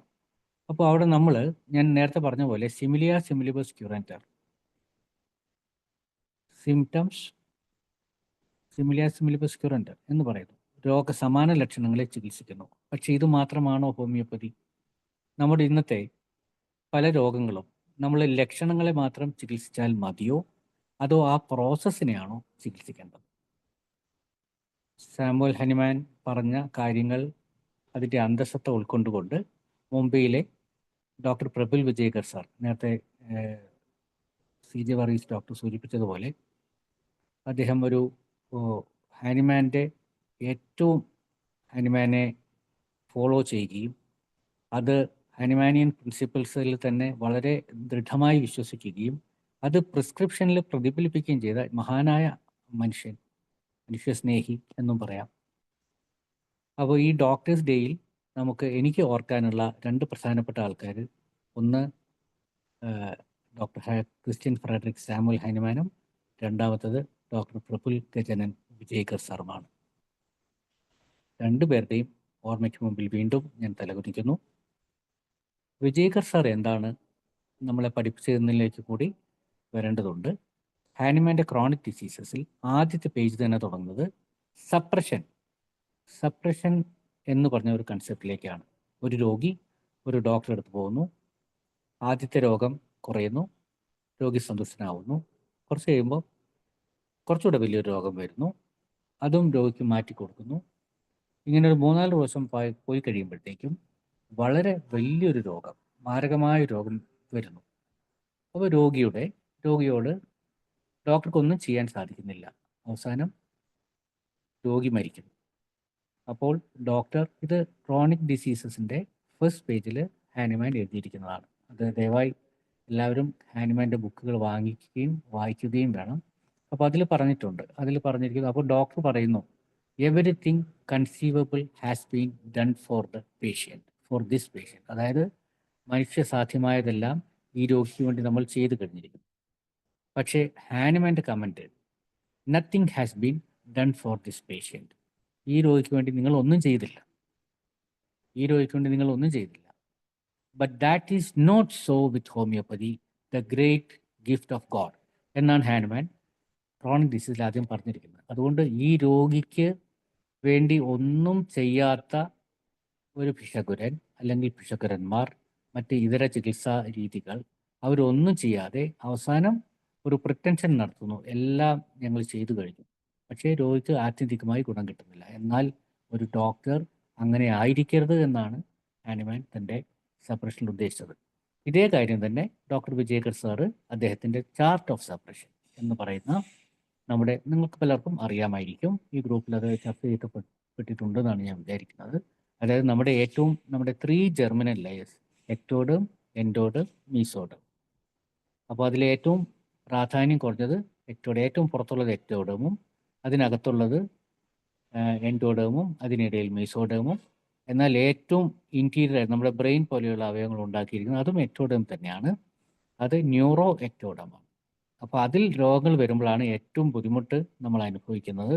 അതായത് നമ്മുടെ ഡിസ്ട്രക്ഷൻ വരുമ്പോൾ, ക്യാൻസർ പോലെയുള്ള രോഗങ്ങൾ, ജനിതക തകരാറുകൾ, ഇതൊക്കെ നമ്മുടെ ഏറ്റവും 7th ലെയറിൽ എത്തുമ്പോഴാണ് ആ രോഗങ്ങളെ കുറച്ച് വരുമ്പോൾ അതിൻ്റെ ലോവർ ലെവൽസ് ആക്ടിവേറ്റ് ചെയ്യുകയും നമുക്ക് ചെറിയ രോഗങ്ങൾ ഉണ്ടാകുകയും ചെയ്യും. അതായത് മറ്റൊരു രീതിയിൽ പറഞ്ഞാൽ, ചെറിയ രോഗങ്ങൾ അടിച്ചമർത്തപ്പെടുമ്പോൾ വലിയ രോഗങ്ങൾ ഉണ്ടാകുന്നു. ഞാനിപ്പോൾ ഓർത്തു പോകുന്നത്, ഞങ്ങൾ ഹൗസ് സർജൻസി ചെയ്തിരുന്നപ്പോൾ അവിടെ ഒരു കുട്ടിയെ കൊണ്ടുവന്നു. ഞങ്ങളുടെ തന്നെ ക്ലാസ്മേറ്റ് ആയിരുന്ന ഒരു ഡോക്ടർ പത്തനംതിട്ടയിൽ നിന്ന് റെഫർ ചെയ്താണ്. ആ കുട്ടിക്ക് 1 മിനിറ്റിൽ ഏതാണ്ട് 40ഓളം സീഷേഴ്സ് വരുമായിരുന്നു എന്ന് വെച്ചാൽ എപ്പിലെപ്സി, അപസ്മാരം പോലെ ജെർക്സ് വരും. അതുകൊണ്ട് ആ കുട്ടിക്ക് ഭക്ഷണം കഴിക്കാൻ പറ്റില്ല, ഒന്നും ചെയ്യാൻ പറ്റില്ല. അങ്ങനെ അവർ ആ കുട്ടിയെ ശ്രീചിത്ര അതിൽ കൊണ്ടുപോയി. അപ്പോൾ അവിടുന്ന് അവർ അത് രോഗം ഐഡൻറ്റിഫൈ ചെയ്തു. SSPE എന്ന രോഗമാണ്, സബ് അക്യൂട്ട് സ്ക്ലീറോസിങ് പാൻഎൻകെഫലൈറ്റിസ്. അങ്ങനെ അത് കൺഫേം ചെയ്യാൻ കാരണം ആ കുട്ടിയുടെ സെറിബ്രോ സ്പൈനൽ ഫ്ലൂയിഡ് എടുത്ത് നോക്കിയപ്പോൾ അതിൽ മീസിൽസ് ആൻറ്റിബോഡീസ് ഉണ്ടായിരുന്നു. അപ്പോൾ ആ മീസിൽസ് ആൻറ്റിബോഡീസ് എങ്ങനെ വന്നു? ആ കുട്ടിക്ക് മീസിൽസ് വന്നു. മീസിൽസ് ആയിരുന്നു വന്നത്, പക്ഷേ മീസിൽസ് ആണെന്ന് മനസ്സിലാവാതെ ആദ്യം തന്നെ കുട്ടിയുടെ പനി പാരസെറ്റമോൾ വെച്ചിട്ട് സപ്രസ് ചെയ്തു. അപ്പോൾ ആ കുട്ടിയുടെ ബ്രെയിനിലേക്ക്, നമ്മൾ കൊപ്ലിക് സ്പോട്ട് എന്ന് പറയുമല്ലോ, മീസിൽസ് ഡയഗ്നോസ് ചെയ്യാനുള്ള പ്രധാനപ്പെട്ട ഒരു പോയിന്റാണ് കൊപ്ലിക് സ്പോട്ട്. ആ കൊപ്ലിക് സ്പോട്ടിലാണ് നമ്മുടെ എക്ടോഡേം ഡയറക്റ്റായിട്ട് ന്യൂറോ എക്ടോഡേമുമായിട്ട് കമ്മ്യൂണിക്കേറ്റ് ചെയ്യുന്നത്. അപ്പോൾ നമ്മുടെ ബ്ലഡ് ബ്രെയിൻ ബാരിയറെ ഭേദിച്ചുകൊണ്ട് ആ പോയിന്റിൽ കൂടെ മീസിൽസിൻ്റെ വൈറസ് നമ്മുടെ ബ്രെയിനിലെത്തും. അവിടെയാണ് ഏറ്റവും ലോലമായ, അവിടെ തടസ്സങ്ങളില്ല. അതുകൊണ്ട് നേരെ ബ്രെയിനിലേക്ക് എത്തുകയും കുട്ടിക്ക് സബ് അക്യൂട്ട് സ്ക്ലീറോസിങ് പാൻഎൻകെഫലൈറ്റിസ് ഉണ്ടാവുകയും ചെയ്തു. അപ്പോൾ കുട്ടി പകലൊക്കെ ഇങ്ങനെയാണ്. ഞങ്ങളന്ന് ഹൗസ് സർജൻസി ചെയ്യാം. അപ്പോൾ ഞാനും എൻ്റെ സുഹൃത്തുക്കളും കൂടി രാത്രി പോയപ്പോൾ ഈ കുട്ടിയെ ഒന്ന് കാണാം എന്ന് വിചാരിച്ച് ആ റൂമിൽ പോയപ്പോൾ കുട്ടി ശാന്തമായി ഉറങ്ങുന്നു. കുട്ടിക്ക് പകലുണ്ടായിരുന്ന ഒരു പ്രശ്നങ്ങളുമില്ല. അങ്ങനെ ഞങ്ങൾ എടുത്ത റൂബ്രിക്ക്, അന്ന് ഞങ്ങൾ ഹൗസ് സർജൻസി ചെയ്യുന്നേ ഉള്ളൂ, ഞങ്ങൾക്ക് അത്ര വലിയ കാര്യങ്ങളൊന്നും അറിയില്ല. കൺവൽഷൻസ് സീസ് ഡ്യൂറിങ് സ്ലീപ്പ് എന്ന് പറയുന്ന റൂബ്രിക്ക് എടുത്തപ്പോൾ അഗാരിക്കസ് ആണ് നമുക്ക് റെമഡി ആയിട്ട് വന്നത്. ആ അഗാരിക്കസ് ആ കുട്ടിക്ക് പിറ്റേ ദിവസം തന്നെ ഞങ്ങൾ കൊടുക്കുകയും അതിൻ്റെ നെക്സ്റ്റ് ഡേ ആ കുട്ടിയുടെ ശരീരം മുഴുവൻ മീസിൽസിന് വരുന്ന അതേപോലെ മോർബിലിഫോം ഇറപ്ഷൻസ് എന്ന് പറയുമല്ലോ, മോർബിലിഫോം ഇറപ്ഷൻസ് ആ കുട്ടിയുടെ ശരീരം മുഴുവൻ വരികയും ആ കുട്ടിക്ക് ജെർക്സ് കുറയുകയും ചെയ്തു. ജെർക്സ് ഏതാണ്ട് പൂർണ്ണമായി തന്നെ നിന്നു എന്ന് പറയാം. ഒക്കേഷണലായിട്ട് വല്ലതും വരികയുള്ളൂ. അപ്പം ഞങ്ങൾക്ക് അത് എന്താണെന്നറിയാം, ഞങ്ങളുടെ പ്രൊഫസറായിരുന്ന രാമേന്ദ്രൻ സാറിനെ പോയി കണ്ടുപോയി, സാറേ ഇങ്ങനെയൊരു കാര്യം ഉണ്ടായി, സാറൊന്ന് നോക്കണം. സാറ് പറഞ്ഞത് സപ്രസ്ഡ് മീസിൽസ് റെപ്സിൻ പുറത്തു വന്നാണ് ഈ ഒരു വളരെ നല്ല പ്രോഗ്നോസിസ്, നല്ല നല്ല മെഡിസിൻ നന്നായിട്ട് ആക്ട് ചെയ്തിട്ടുണ്ട്. അങ്ങനെ സാറ് കോളേജിൽ പോയി കഴിഞ്ഞിട്ട് അന്ന് ആ കോളേജിലുള്ള എല്ലാ ബാച്ചസും അവിടെ വന്ന് ഈ മോർബിലി ഫോം റാഷൻസ് ഉള്ള ഈ കുട്ടി റീവ്ഡ് ആയിട്ടുള്ളത് കണ്ടു. ആ കുട്ടിയുടെ അച്ഛൻ ഒരു ടൈലറായിരുന്നു. അയാൾ ഗൾഫിൽ പോകാൻ നിൽക്കുമ്പോഴാണ് ഈ നിർഭാഗ്യകരമായ സംഭവം ഉണ്ടായത്. അവർക്കെല്ലാം വളരെ സന്തോഷമായി. പക്ഷേ നിർഭാഗ്യമെന്ന് പറയട്ടെ, അവിടെ പിറ്റേ ദിവസം, ഞാൻ ആരെയും കുറ്റപ്പെടുത്തുകയല്ല, പക്ഷേ നമ്മുടെ ഡോക്ടർ ആരായിരിക്കണമെന്ന് മനസ്സിലാക്കാൻ വേണ്ടി മാത്രമാണ് ഞാൻ പറയുന്നത്. പിറ്റേ ദിവസം അവിടെ DMO വിസിറ്റ് ചെയ്തു. DMOയും അവരുടെ കൂടെ. അപ്പോൾ എല്ലാ ബെഡ് സൈഡിലും വന്നു. എല്ലാ ബെഡ് സൈഡിലും വന്ന് കേസ് പരിശോധിക്കുകയും ഈ കുട്ടിക്ക് ഇതിൻ്റെ യാതൊരു കാര്യവും മനസ്സിലാക്കാതെ ഈ കുട്ടിക്ക് ഒരു 4-5 മരുന്നുകൾ അതിൽ മദർ ടിഞ്ചറും ഉണ്ട്, ബയോകെമിക്സും ഉണ്ട്, പൊട്ടൻസീസ് 2-3 ഉണ്ട്, ഇത്രയും കൊടുത്തു. ആ കുട്ടിയുടെ എല്ലാ രോഗങ്ങളും തിരിച്ചു വന്നു. ഏതാണ്ട് 2 ആഴ്ചയ്ക്കുള്ളിൽ ആ കുട്ടി മരിച്ചുപോയി. അപ്പോൾ what is the duty of A doctor? നമുക്ക് ആർക്കും ജീവൻ നൽകാനൊന്നും ഉള്ള ശക്തിയൊന്നും മനുഷ്യർക്കില്ല. പക്ഷേ ഒരു ജീവിതം നീട്ടിക്കൊണ്ടു പോകാനോ റെസ്റ്റോർ ചെയ്യാനോ ഒക്കെ നമുക്ക് സാധിക്കും. റെസ്റ്റോറേഷൻ എന്ന ഒരു വാക്ക് ഡോക്ടർ ഹാനുമാൻ പറഞ്ഞിരിക്കുന്നു. എന്നാൽ ഇപ്പോൾ അതിനേക്കാളും കൂടുതൽ നമ്മുടെ പുതിയ ഡോക്ടർ വിജയകർ സാറിൻ്റെ മാസംഷൻ എന്ന് പറഞ്ഞ ബുക്കിൽ അദ്ദേഹം പറഞ്ഞിരിക്കുന്നത് ഡോണ്ട് ലെറ്റ് ഹാനുമാൻ ഡൗൺ. കാരണം ഹാനുമാൻ്റെ കാലത്ത് മെഡിക്കൽ സയൻസും മറ്റ് ശാസ്ത്രങ്ങളൊന്നും ഇത്രയധികം അഭിവൃദ്ധി പ്രാപിച്ചിട്ടില്ല. എന്നാൽ ഇന്ന് നമുക്ക് ഇൻട്രാ സെല്ലുലാർ പ്രോബ്സ് ഉണ്ട്. അതായത് ഒരു സെല്ലിനകത്ത് എന്ത് നടക്കുന്നു എന്ന് നമുക്കിപ്പോൾ മനസ്സിലാക്കാൻ സാധിക്കും. അങ്ങനെ മനസ്സിലാക്കി നമ്മൾ ചെയ്യുമ്പോൾ അന്ന് ഹാനിമാന് ചെയ്യാൻ സാധിച്ചതിലും കൂടുതൽ കാര്യങ്ങൾ ഇന്ന് നമുക്ക് ചെയ്യാൻ സാധിക്കും എന്നാണ് വിജയകർ സാർ പറഞ്ഞത്. So don't let Hahnemann down. So ഇന്നത്തെ ഈ ദിവസത്തിൽ എനിക്ക് പറയാനുള്ള ഏറ്റവും പ്രധാനപ്പെട്ട ഒരു ആശയം, ഡോണ്ട് ലെറ്റ് ഹാനിമാൻ ഡൗൺ. ഹാനിമാനെ നമ്മൾ ഉയർത്തിക്കൊണ്ട് വരികയല്ലാതെ സിംഗിൾ ഡോസ് കൊടുത്താൽ രോഗങ്ങൾ മാറില്ലെന്നും അതുകൊണ്ട് ഗുണം കിട്ടില്ലെന്നും ഒക്കെയുള്ള പ്രചാരം എല്ലായിടത്തും ഉണ്ട്. കുറേ മരുന്നുകൾ കൊടുത്താലേ രോഗികൾക്ക് രോഗം മാറിയുള്ളൂ എന്നൊക്കെ പറയുന്നു. എന്തായാലും ഞാൻ പറഞ്ഞു വരുന്നത്, അവിടെ ഒരു ഡോക്ടർ എന്നുള്ള നിലയിൽ ഉള്ള ഉത്തരവാദിത്തം അവസരം ചെയ്തുകൊണ്ടിരുന്ന ഞങ്ങൾ ചെയ്തെങ്കിലും ഹൈറാർക്കി വന്ന് അലക്ഷ്യമായി പ്രിസ്ക്രൈബ് ചെയ്ത കാരണം ഒരു ജീവിതം നശിച്ചു. ആ ജീവിതം പോയതുകൊണ്ട് ആ കുടുംബം താറുമാറായി. ആ അച്ഛൻ്റെ അമ്മയുടെ മുഖം എനിക്ക് ഒരിക്കലും മറക്കാൻ സാധിക്കുകയില്ല. അതുകൊണ്ട് അലക്ഷ്യമായിട്ട് പ്രിസ്ക്രൈബ് ചെയ്യരുത് എന്നുള്ളതാണ് എനിക്ക് ആദ്യമായിട്ട് ഈ ദിവസത്തിൽ വളരെ വിനീതമായി പറയാനുള്ളത്. ശ്രദ്ധ, അറ്റ്മോസ്റ്റ് കെയർ. സോ ഏത് ചെറിയ രോഗിയാണെങ്കിലും ആ രോഗിയോട് ചോദിച്ച് കാര്യങ്ങൾ മനസ്സിലാക്കി അവധാനതയോടുകൂടി ആ കേസ് പഠിച്ച് അത് കൈകാര്യം ചെയ്യണം. ആദ്യകാലത്തൊക്കെ നമുക്ക് ബുദ്ധിമുട്ടാണ്. കുറച്ച് കഴിയുമ്പോൾ നമുക്ക് ഒരുപക്ഷെ ദിവസം 40, 50, 100 ഒക്കെ രോഗികളെ വളരെ ശ്രദ്ധയോടുകൂടി തന്നെ വളരെ ഈസി ആയിട്ട് കൈകാര്യം ചെയ്യാൻ സാധിക്കും. പക്ഷെ ആദ്യകാലത്ത് അത് ശരിയായിട്ടുള്ളൊരു കേസ് പഠനം അതിൽ വേണം. സോ അതിൽ എനിക്ക് ആദ്യമായിട്ട് പറയാനുള്ളത്, what is the cause of disease? ഈ രോഗം എങ്ങനെ വന്നു എന്ന് മനസ്സിലാക്കണം. ഒരു രോഗം വന്ന വഴി മനസ്സിലാക്കാതെ ആ രോഗം നമുക്ക് ക്യൂർ ചെയ്യാൻ നമ്മൾ ശ്രമിക്കരുത്. അപ്പോൾ അതിനുള്ള ഉപാധിയാണ് നമ്മുടെ കേസ് പെർസെപ്ഷൻ. നമ്മൾ വളരെ അലക്ഷ്യമായിട്ട് കേസ് എടുക്കൂ എന്ന് പറയും. അല്ലെങ്കിൽ അതിൻ്റെ കേസ് ടേക്കിംഗ് അതല്ല. Perceiving a case. Eyes do not see what mind does not perceive. നമ്മുടെ മനസ്സ് കാണാത്തതൊന്നും നമ്മുടെ കണ്ണുകൾ കാണുന്നില്ല. അപ്പോൾ നമ്മൾ മനസ്സുകൊണ്ടാണ് ആ പേഷ്യൻറ്റിനെ മനസ്സിലാക്കിക്കൊണ്ടാണ് ചികിത്സിക്കേണ്ടത്. അപ്പോഴും ആദ്യത്തെ ചോദ്യം, what can be the cause of disease? എന്തുകൊണ്ടാണ് ഒരാൾക്ക് രോഗമുണ്ടാകുന്നത്? Cause of disease is injury. ഒരു രോഗമുണ്ടാകാനുള്ള കാരണം ഒരു മുറിവാണ്. It can be a physical trauma, അല്ലെങ്കിൽ in other words it is a trauma. So it can either be a mental trauma or a physical trauma. നമ്മളൊരു കുട്ടിയെ അടിച്ചാൽ ആ കുട്ടി കരയും. നമ്മളൊരു കുട്ടിയെ, ദാറ്റ് ഈസ് ഫിസിക്കൽ ട്രോമ. നമ്മൾ അതേ കുട്ടിയെ തന്നെ അല്ലെങ്കിൽ വേറൊരു കുട്ടിയെ വഴക്ക് പറഞ്ഞാൽ ആ കുട്ടി കരഞ്ഞേക്കും.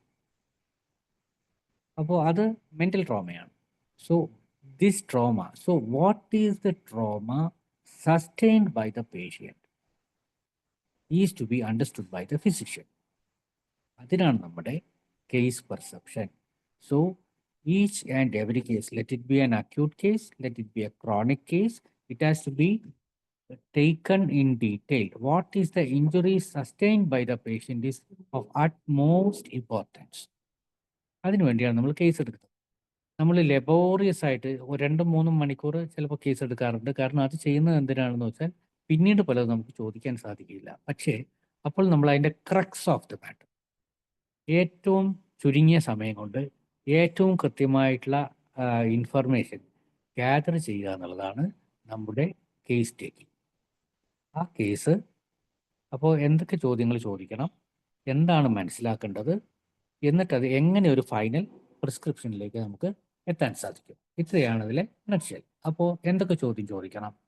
ഏറ്റവും പ്രധാനം, നമ്മൾ ഈ പേഷ്യൻറ്റിൻ്റെ ഡിഫെൻസ് മെക്കാനിസം എന്താണ് എന്ന് മനസ്സിലാക്കുകയാണ്.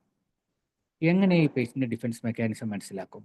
That is called the miasmatic approach. So then what is miasm?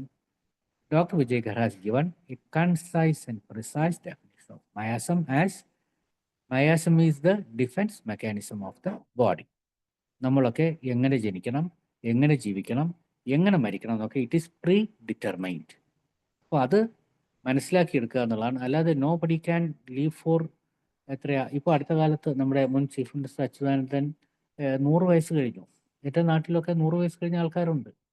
പക്ഷേ അങ്ങനെ ഒരുപാട്, പക്ഷെ അവർക്ക് ജീവിതത്തിലെ higher purposes of existence fulfil ചെയ്യാൻ സാധിക്കുന്നില്ല എങ്കിൽ അവർ ജീവിക്കുകയാണെന്ന് പറയാൻ സാധിക്കുകയില്ല.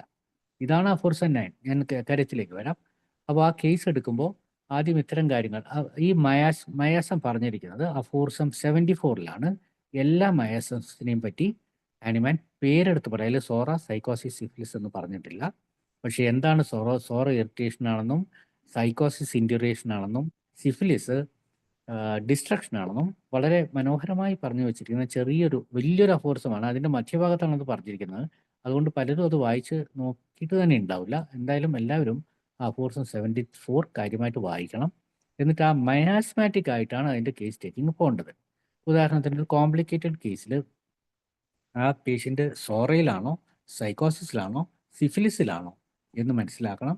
അപ്പോൾ അത് എങ്ങനെ മനസ്സിലാക്കും? അപ്പോൾ ആദ്യത്തെ ചോദ്യം, ഞാൻ സാധാരണ കുട്ടികളാണ്, നമ്മൾ കൂടുതലും ജനറ്റിക് ഡിസോർഡേഴ്സ് കൈകാര്യം ചെയ്യുന്നു അല്ലെങ്കിൽ എപ്പിലെപ്സി കൈകാര്യം ചെയ്യുമ്പോൾ ആദ്യമായിട്ട് ചോദിക്കുന്ന ഒരു ചോദ്യം, how the child is born. ഈ കുട്ടി എങ്ങനെയാണ് ജനിച്ചത്? കുട്ടി ജനിച്ചത് ഒരു നോർമൽ ഡെലിവറിയിലാണോ, അല്ലെങ്കിൽ ഒരു സിസേറിയൻ ഡെലിവറിയിലാണോ, വാക്വം ഡെലിവറിയിലാണോ? ഇങ്ങനെയുള്ള പരിഗണനകൾ. അപ്പോൾ അവിടെ നിന്ന് തന്നെ ഒരു സിസേറിയൻ ഡെലിവറി ആണെങ്കിൽ അവിടെ അപ്പോൾ തന്നെ സിഫിലിസ് വന്നു കഴിഞ്ഞു. അവിടെ ഒരു സിഫിലിറ്റിക് ലർക്കിംഗ് ഇൻ ദ ബാക്ക്ഗ്രൗണ്ട്. അതുകൊണ്ട് തന്നെ നമ്മൾ ഈ ജനറ്റിക് ഡിസോർഡേഴ്സ് കൂടുതൽ ഓട്ടിസം ആണെങ്കിലും സെർബ്രൽ പാൾസി, ഡൗൺ സിൻഡ്രോം, ഇത്തരത്തിലുള്ള കുട്ടികളിൽ ഭൂരിഭാഗം കുട്ടികളും സിസേറിയൻ സെക്ഷൻ ഡെലിവറിയിൽ ജനിച്ചവരായിരിക്കും.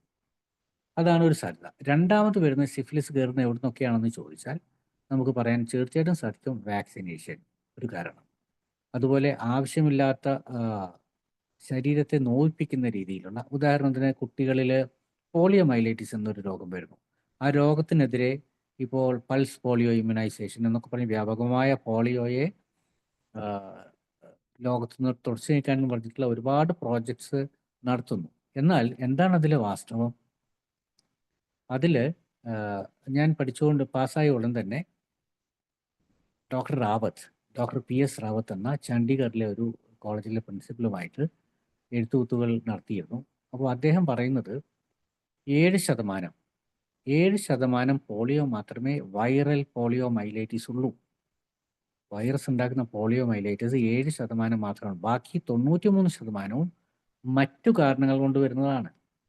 അതിൽ ഏറ്റവും പ്രധാനപ്പെട്ട ഒബ്സർവേഷൻ അദ്ദേഹത്തിൻ്റെ ഹൈപ്പോഡെർമിക് നീഡിൽസ് കണ്ടുപിടിച്ചതിന് ശേഷം മാത്രമാണ് ലോകത്ത് പോളിയോ മൈലൈറ്റിസ് ഉണ്ടായിരിക്കുന്നത്. അതിനു മുമ്പ് പോളിയോ മൈലൈറ്റിസ് എന്ന് പറഞ്ഞൊരു രോഗമില്ല. ഒരു കുട്ടി പനി ആയിരിക്കുമ്പോൾ, ഒരു കുട്ടി പനിയായിരിക്കുമ്പോൾ ആ കുട്ടിക്ക് സാധാരണയായിട്ട് ആൾക്കാർ പെട്ടെന്ന് പനി കുറയാൻ വേണ്ടി ഇഞ്ചെക്ഷൻസ് എടുക്കാറുണ്ട്, പാരസെറ്റമോൾ. അതൊരു പ്രധാന ഇൻഫൻറ്റൈൽ പാരാലിസിസിൻ്റെ ഏറ്റവും പ്രധാനപ്പെട്ട ഒരു കാരണം ഹൈപ്പോഡെർമിക് ഇഞ്ചെക്ഷൻസ് ആണ്. ഹൈപ്പോഡെർമിക് ഇഞ്ചെക്ഷൻസ് ആണ്, അല്ലെങ്കിൽ കുട്ടി വീണതാണ്. ഇത്തരത്തിലുള്ള പല കാരണങ്ങൾ കൊണ്ടാണ്. അപ്പോൾ അതിന് ഈ 77% കുറയ്ക്കാൻ വേണ്ടിയാണ് ഈ വിപുലമായ വാക്സിനേഷൻ കൊടുക്കുന്നത്. നമ്മൾ വാക്സിനേഷൻ അന്ധമായിട്ട് എതിർക്കുകയൊന്നുമല്ല, എങ്കിലും വസ്തുനിഷ്ഠമല്ലാത്ത ഒരു ട്രാക്കിൽ കൂടെയാണ് ഇന്നത്തെ വൈദ്യരംഗം ഓടിക്കൊണ്ടിരിക്കുന്നത് എന്നുള്ളത് ഏറ്റവും വേദനയുണ്ടാക്കുന്ന ഒരു കാര്യമാണ്. MMR വാക്സിൻ കൊടുത്തു കഴിഞ്ഞ കുട്ടികളിൽ നമ്മുടെ ഓട്ടിസം പോലെയുള്ള രോഗങ്ങൾ ഉണ്ട്. നമ്മുടെ ക്ലിനിക്കിൽ നമ്മൾ ധാരാളം കണ്ടിട്ടുണ്ട്. പക്ഷേ അത് ഒരു അമേരിക്കൻ സെനറ്ററുടെ കുട്ടിക്ക് ഇതുപോലെ വന്നിട്ട് അദ്ദേഹം അത് അമേരിക്കൻ സെനറ്റിൽ ഉന്നയിക്കുകയും എന്നാൽ അവസാനം വാക്സിൻ കമ്പനികളെല്ലാം കൂടി അതിനെ എതിർക്കുകയും അവസാനം അദ്ദേഹത്തിന് തോൽക്കേണ്ടി വന്നു. പ്രത്യേകിച്ച് പെൻറ്റാവലന്റ് വാക്സിൻ വന്നതിന് ശേഷം, അതായത് ഒരു വാക്സിൻ ഒരു 5 വാക്സിൻസ് ചേർത്തിട്ടാണ് പെൻറ്റാവലന്റ് വാക്സിൻ. അപ്പോൾ അതിൻ്റെ പ്രിസർവേറ്റീവായിട്ട് വരുന്നത് ഒരു മെർക്യൂറിയൽ കമ്പോണൻ്റ് ആണ്. ആ കമ്പോണൻ്റ് കൊണ്ട് ഓട്ടിസം ഉണ്ടാകുന്നു. 18 മാസത്തിന് ശേഷം റിഗ്രസീവ് ഓട്ടിസം എന്ന് പറയുന്നു. ഞാൻ കുറച്ച് വ്യതിചലിച്ചു പോയി, എങ്കിലും ഞാൻ പറഞ്ഞു വരുമ്പോൾ അത് പറയാതിരിക്കാൻ സാധ്യമല്ല. അപ്പോൾ അതുകൊണ്ട് നമ്മൾ പ്രിവെൻറ്റീവ് മെഡിസിൻ എന്ന് പറഞ്ഞിട്ട് പ്രിവെൻഷന് വേണ്ടി കൊടുക്കുന്ന കാര്യം ആ കുട്ടിയെ നിത്യ ദുരിതത്തിലേക്കും വലിയൊരു രോഗത്തിലേക്കും തള്ളിവിടുന്നു. അതാണ് ഇന്നത്തെ സിനേറിയോ. അതാണ്. അപ്പോൾ അവിടെ ഒരു ഹോമിയോപ്പതിന് എന്ത് ചെയ്യാൻ സാധിക്കും? അത്തരത്തിലുള്ള നമ്മുടെ ഏറ്റവും പ്രധാനപ്പെട്ട ടൂൾസ് നമ്മൾ ഇപ്പോൾ ഉപയോഗിക്കുന്നുണ്ട് എല്ലാവരും, പ്രൊപ്രേറ്ററി പോലെയുള്ള ടൂൾസ്. അപ്പോൾ അതിൽ ഡെവലപ്മെൻറ്റ് അറസ്റ്റഡ് എന്ന റൂബ്രിക്, ഡെവലപ്മെൻ്റൽ അറസ്റ്റഡ് എന്ന് പറയുന്ന റൂബ്രിക് എടുക്കുമ്പോൾ ഡെവലപ്മെൻറ്റ് അറസ്റ്റഡ് ആഫ്റ്റർ വാക്സിനേഷൻ എന്ന് പറയുമ്പോൾ വരുന്ന പ്രധാനപ്പെട്ട ഒരു റെമഡിയാണ് തൂജ. അപ്പോൾ എത്രയോ കേസുകളിൽ നമുക്ക് അത്തരത്തിലുള്ള കുട്ടികളെ തൂജ എന്ന റെമഡിയിൽ നിന്ന് കൊടുത്ത് സ്വാഭാവിക നിലനിൽക്കാൻ സാധിച്ചിട്ടുണ്ട്. അതുപോലെ വരുന്ന ഒരു റെമഡിയാണ് സിലീഷ്യ. അപ്പോൾ തൂജയും സിലീഷ്യയും നമ്മൾ എങ്ങനെയാണ് ഡിഫറൻഷിയേറ്റ് ചെയ്യുന്നത്? അവേർഷൻ ടു സിലീഷ്യ നമുക്കെല്ലാം അറിയാം, ക്ലിങ്ങിങ് ടു മദർ. എന്നാൽ അതിൻ്റെ കോംപ്ലിമെൻ്ററി ആയിട്ടുള്ള റെമഡിയാണ് thuja. Thuja is aversion to mother. Aversion to mother ഉണ്ടെങ്കിൽ അത് തൂജയും. ഞാൻ സാമാന്യേന പറഞ്ഞേ ഉള്ളൂ, എല്ലാ കേസും ഇങ്ങനെയൊന്നുമില്ല. മാത്രമല്ല, മറ്റ് വാക്സിനേഷനെതിരെ ഏറ്റവും ഫലപ്രദമായിട്ടുള്ള മറ്റൊരു മെഡിസിനാണ് ക്രൊട്ടാലസ് ഹൊറൈഡസ്. ക്രൊട്ടാലസ് ഹൊറൈഡസ് നമ്മുടെ കോവിഡ്, ഇപ്പോൾ നമ്മൾ കേരളത്തിലെല്ലാം വ്യാപകമായ ചുമയുണ്ടല്ലോ, അത് ഇപ്പോൾ ഒന്ന് കുറഞ്ഞു. അത് ഇപ്പോഴും ഇതൊരു കോവിഡ് സിറ്റുവേഷൻ തന്നെയാണ്. ഈ PCR പോളിമർ ചെയിൻ റിയാക്ഷനിൽ അത് പോസിറ്റീവ് ആവുന്നില്ല, പക്ഷേ അത് പലതും കോവിഡ് തന്നെയാണ്. അതുകൊണ്ടാണ് പല പനികളിലും രുചിയില്ല, മണമില്ല, അങ്ങനെയൊക്കെ വരുന്നത്. അപ്പോൾ അതിന് അവിടെ നമ്മൾ ഉപയോഗിക്കുന്ന, ഞാൻ ഇപ്പോൾ ക്ലിനിക്കിൽ ഉപയോഗിക്കുന്ന പ്രധാനപ്പെട്ട 4 റെമഡീസാണ് ഈ കാലഘട്ടത്തിൽ. പ്രത്യേകിച്ച് 5G, ഇപ്പോഴത്തെ 5Gയുടെ ഒരു കാരണം കൊണ്ടാണ് ഈ രോഗം ഒട്ടും വിട്ടുപോകാത്തത്. ഇന്ത്യയിൽ ഇപ്പം റിലയൻസും എല്ലാവരും ഇപ്പോൾ 5Gയിലേക്ക് മാറിയല്ലോ. നമുക്ക് 5G അല്ലാത്തൊരു ഫോൺ പോലും വാങ്ങിക്കാൻ കിട്ടില്ല. അപ്പോൾ ഇതൊക്കെ നമുക്ക് അഡ്വേഴ്സായിട്ട് ബാധിക്കുന്ന കാര്യങ്ങളാണ്.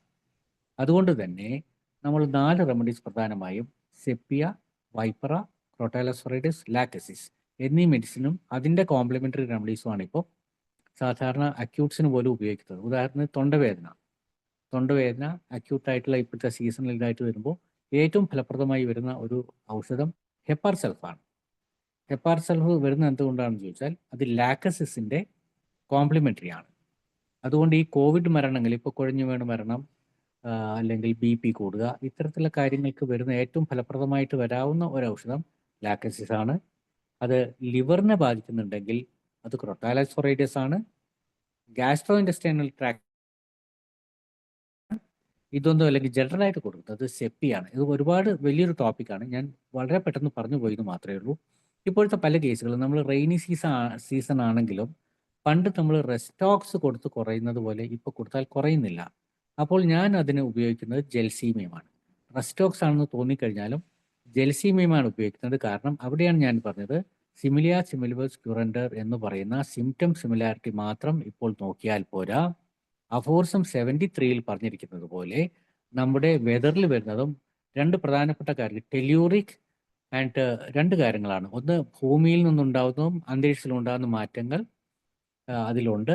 അത് അത്തരത്തിലുള്ള മാറ്റങ്ങൾ ഉപയോഗിച്ചുകൊണ്ട് അഫോർസം 73-ൽ അത് ഹാൻഡ്മാൻ വ്യക്തമായി പറഞ്ഞിട്ടുണ്ട്. അപ്പോൾ പ്രപഞ്ചത്തിനെ ഒന്നായി കണ്ടുകൊണ്ട് പ്രപഞ്ച തത്വങ്ങളെ ഉൾക്കൊണ്ടുകൊണ്ട് ചികിത്സിച്ചാലാണ് നമുക്ക് രോഗങ്ങളെ ഫലപ്രദമായി നിയന്ത്രണ വിധേയമാക്കാൻ സാധിക്കുക. അപ്പോൾ പ്രപഞ്ചം എന്താണ്? വാനം, ഭൂമി, തീ, ജലം, വായു. ഇതുകൊണ്ടാണ് പ്രപഞ്ചം ഉണ്ടാകുക. അതുകൊണ്ട് പ്രപഞ്ചം 5 ഉള്ളത് കൊണ്ടാണ് പ്രപഞ്ചം എന്ന് പറയുന്നത്. അവിടെ നമ്മളപ്പോൾ പ്രകൃതിയേക്കാളും മുകളിലാണ് പ്രപഞ്ചം. അതിൽ ആ പ്രപഞ്ചത്തിലെ വാനം, ഭൂമി, തീ എന്ന് പറയുന്നത് നമ്മുടെ തെർമൽ റിയാക്ഷനാണ്.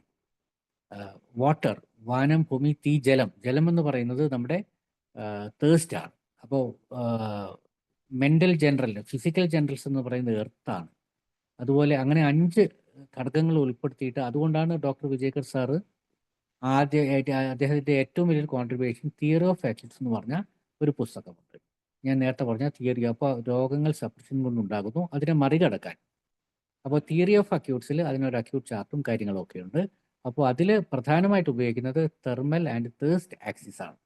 അപ്പോൾ അത് വെച്ചുകൊണ്ട് നമ്മുടെ ഇപ്പോഴത്തെ അക്യൂട്ട് കാര്യങ്ങളെ നിയന്ത്രിക്കാൻ സാധിക്കും.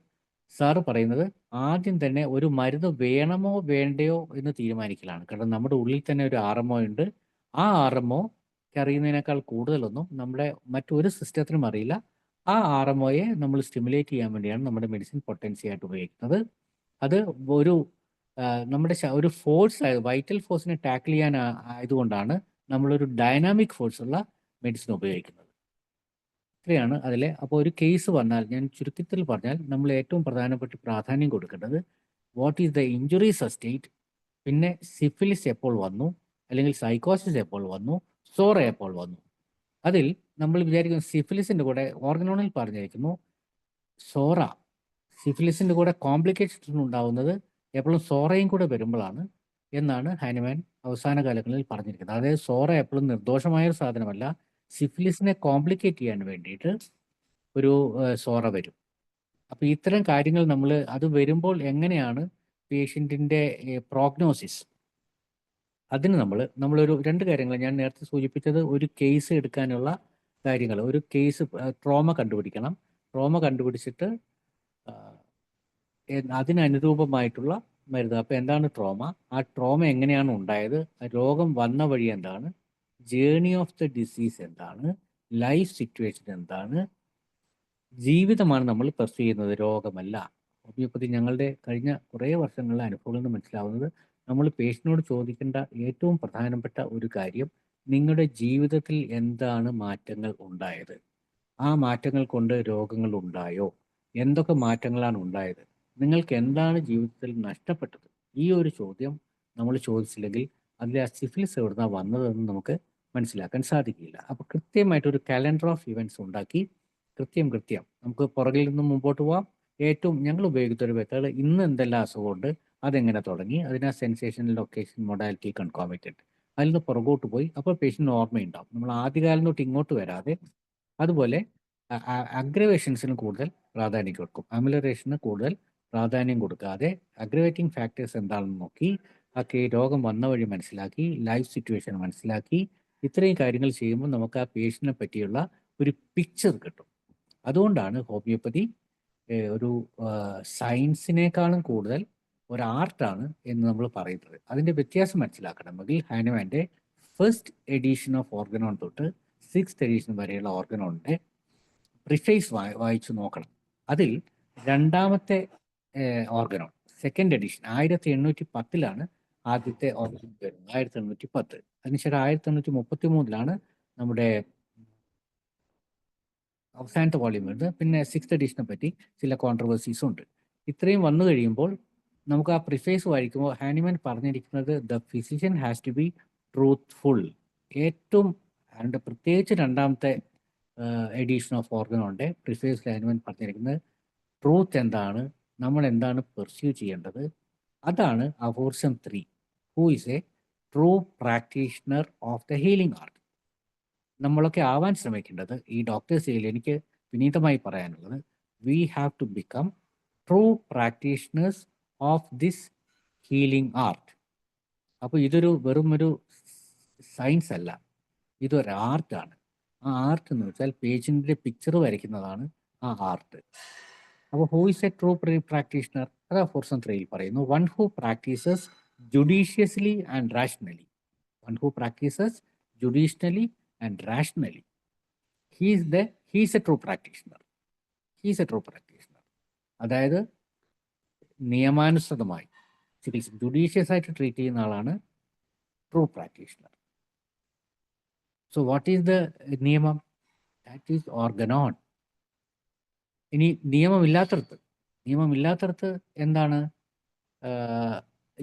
റാഷണലി യുക്തിസഹമായി ചിന്തിക്കുന്നതാണ് ട്രൂ പ്രാക്ടീഷണർ. ഇപ്പോൾ യുക്തിവാദികൾ എന്ന് പറഞ്ഞിട്ട് വൈരാഗ്യ ബുദ്ധിയോടെ നടക്കുന്ന യുക്തിവാദികൾ നമുക്കുണ്ട്. അതല്ല യുക്തി. മനുഷ്യജീവന് വില കൽപ്പിക്കുകയും സാധ്യതകൾ തുറന്നു കൊടുക്കുകയും അവരെ രോഗത്തിൽ നിന്ന് വിമുക്തി നേടാൻ സഹായിക്കുകയും ഒക്കെ ചെയ്യുന്നതാണ് യുക്തി. അങ്ങനെയുള്ള യുക്തിയുള്ളതും നിയമത്തെ അനുസരിക്കുന്നതുമായ ഒരാളാണ് ട്രൂ പ്രാക്ടീഷണർ. അതാവാനാണ് നമ്മളൊക്കെ ശ്രമിക്കേണ്ടത് എന്നുള്ളതാണ് എൻ്റെ ഒരു ബോധ്യം. അത് സാധിക്കുമോ ഇല്ലയോ, അതിന് ഇഫക്റ്റ് ഉണ്ടാവുമോ, ഒരു ഡോസ് മാത്രം കൊടുത്താൽ മതിയോ, അത് ഇഫക്റ്റ് ഉണ്ടാവുമോ, അത് ഉണ്ടാവുകയില്ല എന്നാണ് പല കോളേജുകളിലും പറയുന്നത്. നിർഭാഗ്യമാണ്. നമ്മുടെയൊക്കെ പ്രാക്ടീസിൽ നമ്മൾ ഒരു ഡോസിൽ കൂടുതൽ കൊടുത്ത കേസുകൾ ഇല്ല എന്ന് തന്നെ പറയാം. ഒരു പക്ഷേ വളരെ ടെർമിനായിട്ടുള്ള ചില സമയങ്ങളിൽ അത് റിപ്പീറ്റ് ചെയ്യാനൊക്കെ ഉണ്ടല്ലോ. അതല്ലാതെ വിജയകർ സാർ പറയുന്നത് നിങ്ങൾ ഒരു ഡോസ് കൊടുത്തിട്ട് അത് ആക്ട് ചെയ്തില്ലെങ്കിൽ അത് കളയാനാണ് പറയുന്നത്, രണ്ടാമത് റിപ്പീറ്റ് ചെയ്യണ്ട എന്ന് പറയുന്നു. അപ്പോൾ എന്തൊക്കെയാണ് ഒരു അക്യൂട്ടിലായാലും, അത് അക്യൂട്ടിലാണെങ്കിലും ക്രോണിക്കിലാണെങ്കിലും, അപ്പോൾ അതിൽ ചില ഭിന്നാഭിപ്രായങ്ങളൊക്കെ ഉണ്ട്. അപ്പോൾ അതിലേക്ക് മനസ്സിലാക്കണമെങ്കിൽ 4th എഡിഷൻ ഓഫ് ഓർഗനോൺ വായിക്കണം. 6th എഡിഷനിൽ മില്ലിസ്മിൽ റിപ്പീറ്റ് ചെയ്യാമെന്നൊക്കെ പറയുന്നുണ്ട്. പക്ഷേ 5th എഡിഷനിലും ഏകദേശം അതാണ്. പക്ഷേ വെയിറ്റ് ആൻഡ് വാച്ച് എന്ന് പറയുന്നത് 4th എഡിഷനിലാണ്. ഞാൻ മനസ്സിലാക്കുന്നത് ഹാനിമാൻ ജർമ്മനി വിട്ടതിന് മുൻപുള്ള ബോധ്യമാണ് ഞാൻ ഫോളോ ചെയ്യുന്നത്. അതിനുശേഷമുള്ള പാരീസിലേക്ക് പോയിട്ട് ഹാനിമാൻ വെൽ ഓഫ് ആയി, അതായത് നല്ല ജീവിതമായി, പൈസയുണ്ടായി, സുഖലോലുപതയുണ്ടായി. അതിനു മുമ്പ് കഷ്ടപ്പാടിൻ്റെ നാളുകളിൽ പറഞ്ഞ കാര്യങ്ങളാണ് കൂടുതൽ വാലിഡ് എന്നാണ് ഞാൻ വിചാരിക്കുന്നത്. അതുകൊണ്ട് നമ്മൾ പ്രെഡിക്റ്റീവ് ഹോമിയോപ്പതിയിൽ ഫോളോ ചെയ്യുന്നത് വെയിറ്റ് ആൻഡ് വാച്ച്. നമ്മൾ ഡോസ് കൊടുത്തു കഴിഞ്ഞാൽ അത് വാച്ച് ചെയ്തിട്ട് നോക്കി വളരെ ശ്രദ്ധാപൂർവം അതിനെ അനലൈസ് ചെയ്ത് ഇപ്പോൾ കഴിഞ്ഞ ദിവസങ്ങളിൽ ഇപ്പോൾ ഡോക്ടർ പറഞ്ഞ പോലെ ഇപ്പോൾ ഞങ്ങളൊരു SCPH+ എന്ന് പറഞ്ഞ കോഴ്സ് വന്നതേ ഉള്ളൂ. അപ്പോൾ അതിൽ ഒരു എപ്പിലെപ്സി ഉള്ള കുട്ടി കഴിഞ്ഞ പ്രാവശ്യം സ്ട്രമോണിയം കൊടുത്തിരുന്നു. സ്ട്രമോണിയം കൊടുത്ത് നമ്മൾ അപ്പാരൻ്റ്ലി അതിൻ്റെ ഫോളോ അപ്പ് എടുത്തു.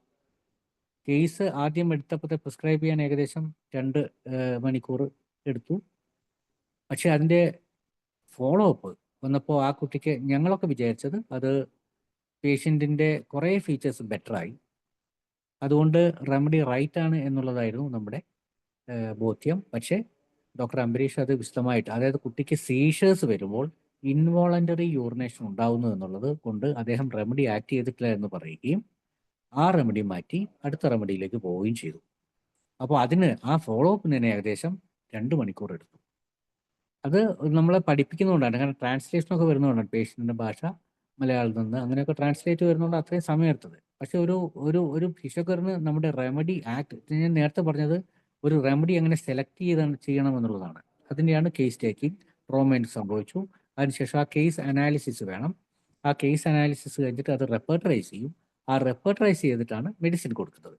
അപ്പോൾ ആ കൊടുത്ത മെഡിസിൻ, അപ്പോൾ അത് പ്രധാനമായിട്ടും ആ 4 സ്റ്റെപ്സ് ആണ്. അതായത് first one is perceiving the case, second one is analysis of the case, third one is repertorization of the case, and fourth one is the prescription according to Tri-Miasmatic Metriomedica. അതിനെപ്പറ്റി വളരെ വലിയൊരു സബ്ജക്റ്റാണ്. മായാസത്തിൽ അധിഷ്ഠിതമായിട്ടുള്ള ഒരു remedy prescribing സ്റ്റൈലാണിത്.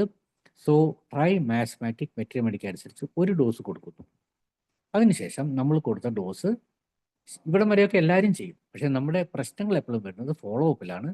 അപ്പോൾ ആ follow അപ്പിൽ കൂലങ്കഷമായി തലനാരിഴകി പരിശോധിച്ച് ഇത് നല്ലതാണോ ചീത്തയാണോ, നമുക്ക് റെമഡി മാറ്റണോ അതോ ആ ഡോസ് മതിയോ എന്നൊക്കെ തീരുമാനിച്ചിട്ടാണ് ആ കേസിൻ്റെ ഫോളോ അപ്പ് പോകുന്നത്.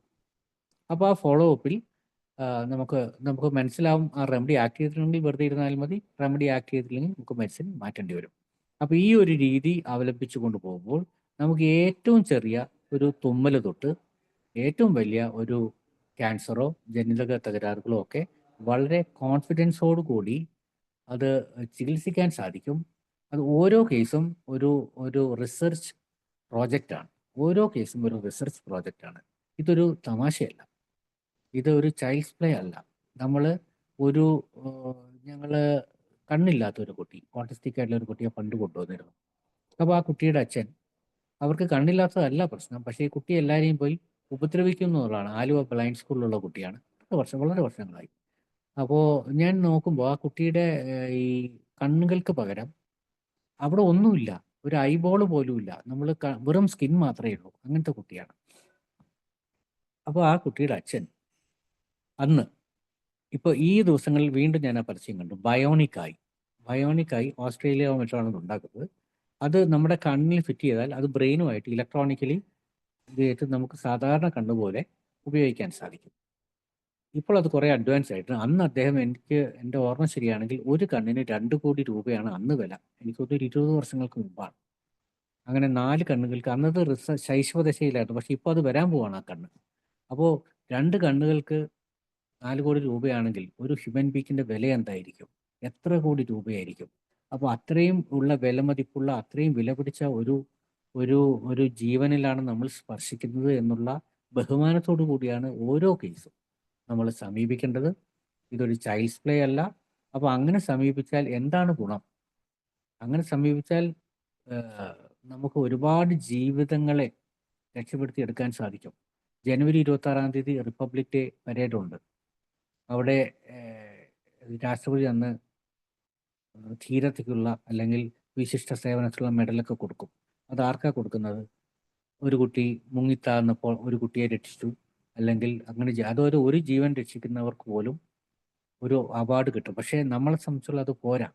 എല്ലാ ദിവസവും 1, 2, 3, 10 ജീവിതങ്ങൾ നമുക്ക് രക്ഷിക്കാൻ സാധിക്കണം. വെറും രോഗം കുറയ്ക്കുക എന്ന് മാത്രമല്ല, രോഗങ്ങൾ, അത് സ്റ്റുവർട്ട് ക്ലോസിൻ്റെ definition, homeopathy is a complete system of therapeutic medication. Homeopathy is a complete system, സമ്പൂർണ്ണമായിട്ടുള്ള ഒരു ശാസ്ത്രശാഖയാണ് തെറാപ്യൂട്ടിക് മെഡിക്കേഷൻ.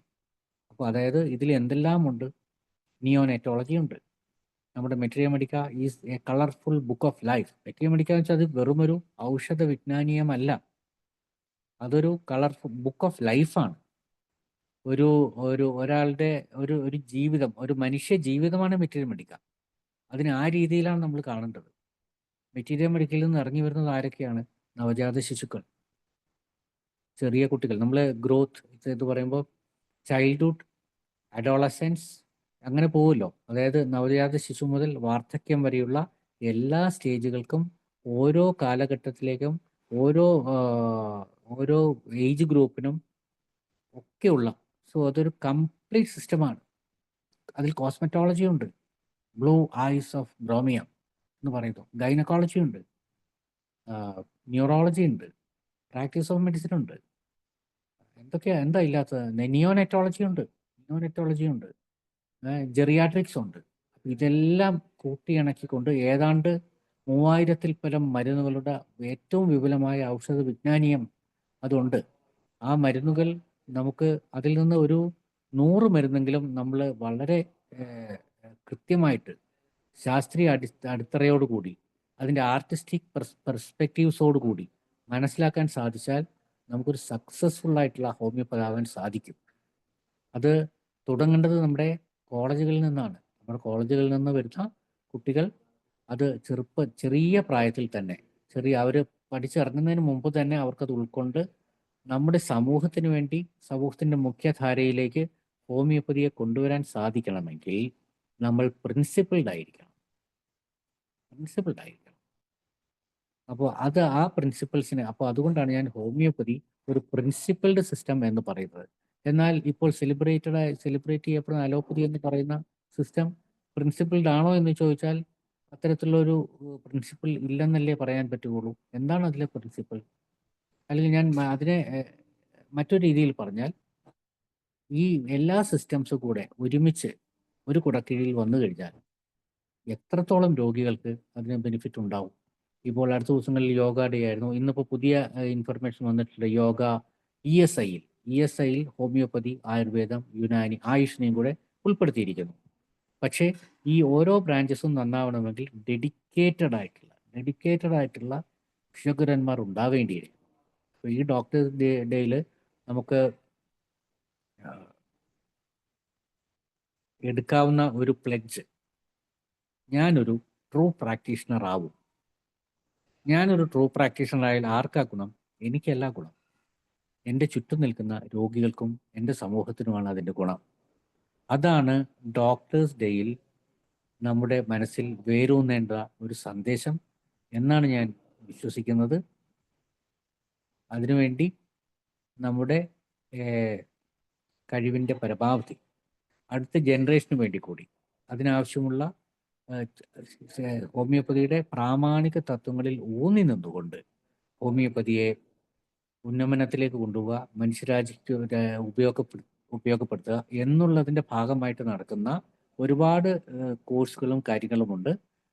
ഇവിടെ ഈ പ്ലാറ്റ്ഫോമിൽ തന്നെ ഒരുപാട് ക്ലാസ്സുകൾ നടക്കാറുണ്ട്. അല്ലാതെ തന്നെ നമ്മുടെ സ്ഥാപനങ്ങളിലൊക്കെ തന്നെ ജൂനിയേഴ്സിന് വേണ്ടിയിട്ടുള്ള, ഞാൻ അഡ്വർടൈസ് ചെയ്യുന്നതല്ല, അത്തരത്തിലുള്ള കോഴ്സുകളുണ്ട്. അപ്പോൾ അതിൻ്റെയൊക്കെ പ്രയോജനം ഉപയോഗപ്പെടുത്തണം എന്നുകൂടി അഭ്യർത്ഥിക്കുന്നു.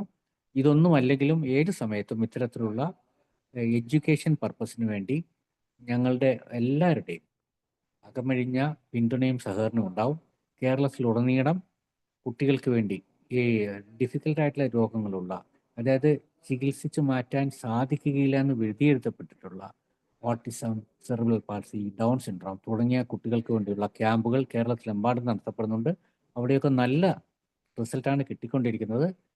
താല്പര്യമുള്ള എല്ലാവർക്കും ഇതിൻ്റെ എന്തെങ്കിലും ആവശ്യമുണ്ടെങ്കിൽ ഞങ്ങളെയൊക്കെ സമീപിക്കാവുന്നതാണ്. നമ്മുടെ വലിയൊരു ടീം, നമ്മുടെ അനിൽ ഡോക്ടർ അടക്കം, ഡോക്ടർ സിന്ധു അടക്കം, ഡോക്ടർ ശിവശങ്കർ അടക്കം, ഇവരൊക്കെ ഞങ്ങളുടെ ടീം മെമ്പേഴ്സാണ്. അപ്പോൾ കേരളം മുഴുവൻ, കേരളത്തിൽ 947 പഞ്ചായത്തുകളാണുള്ളത്.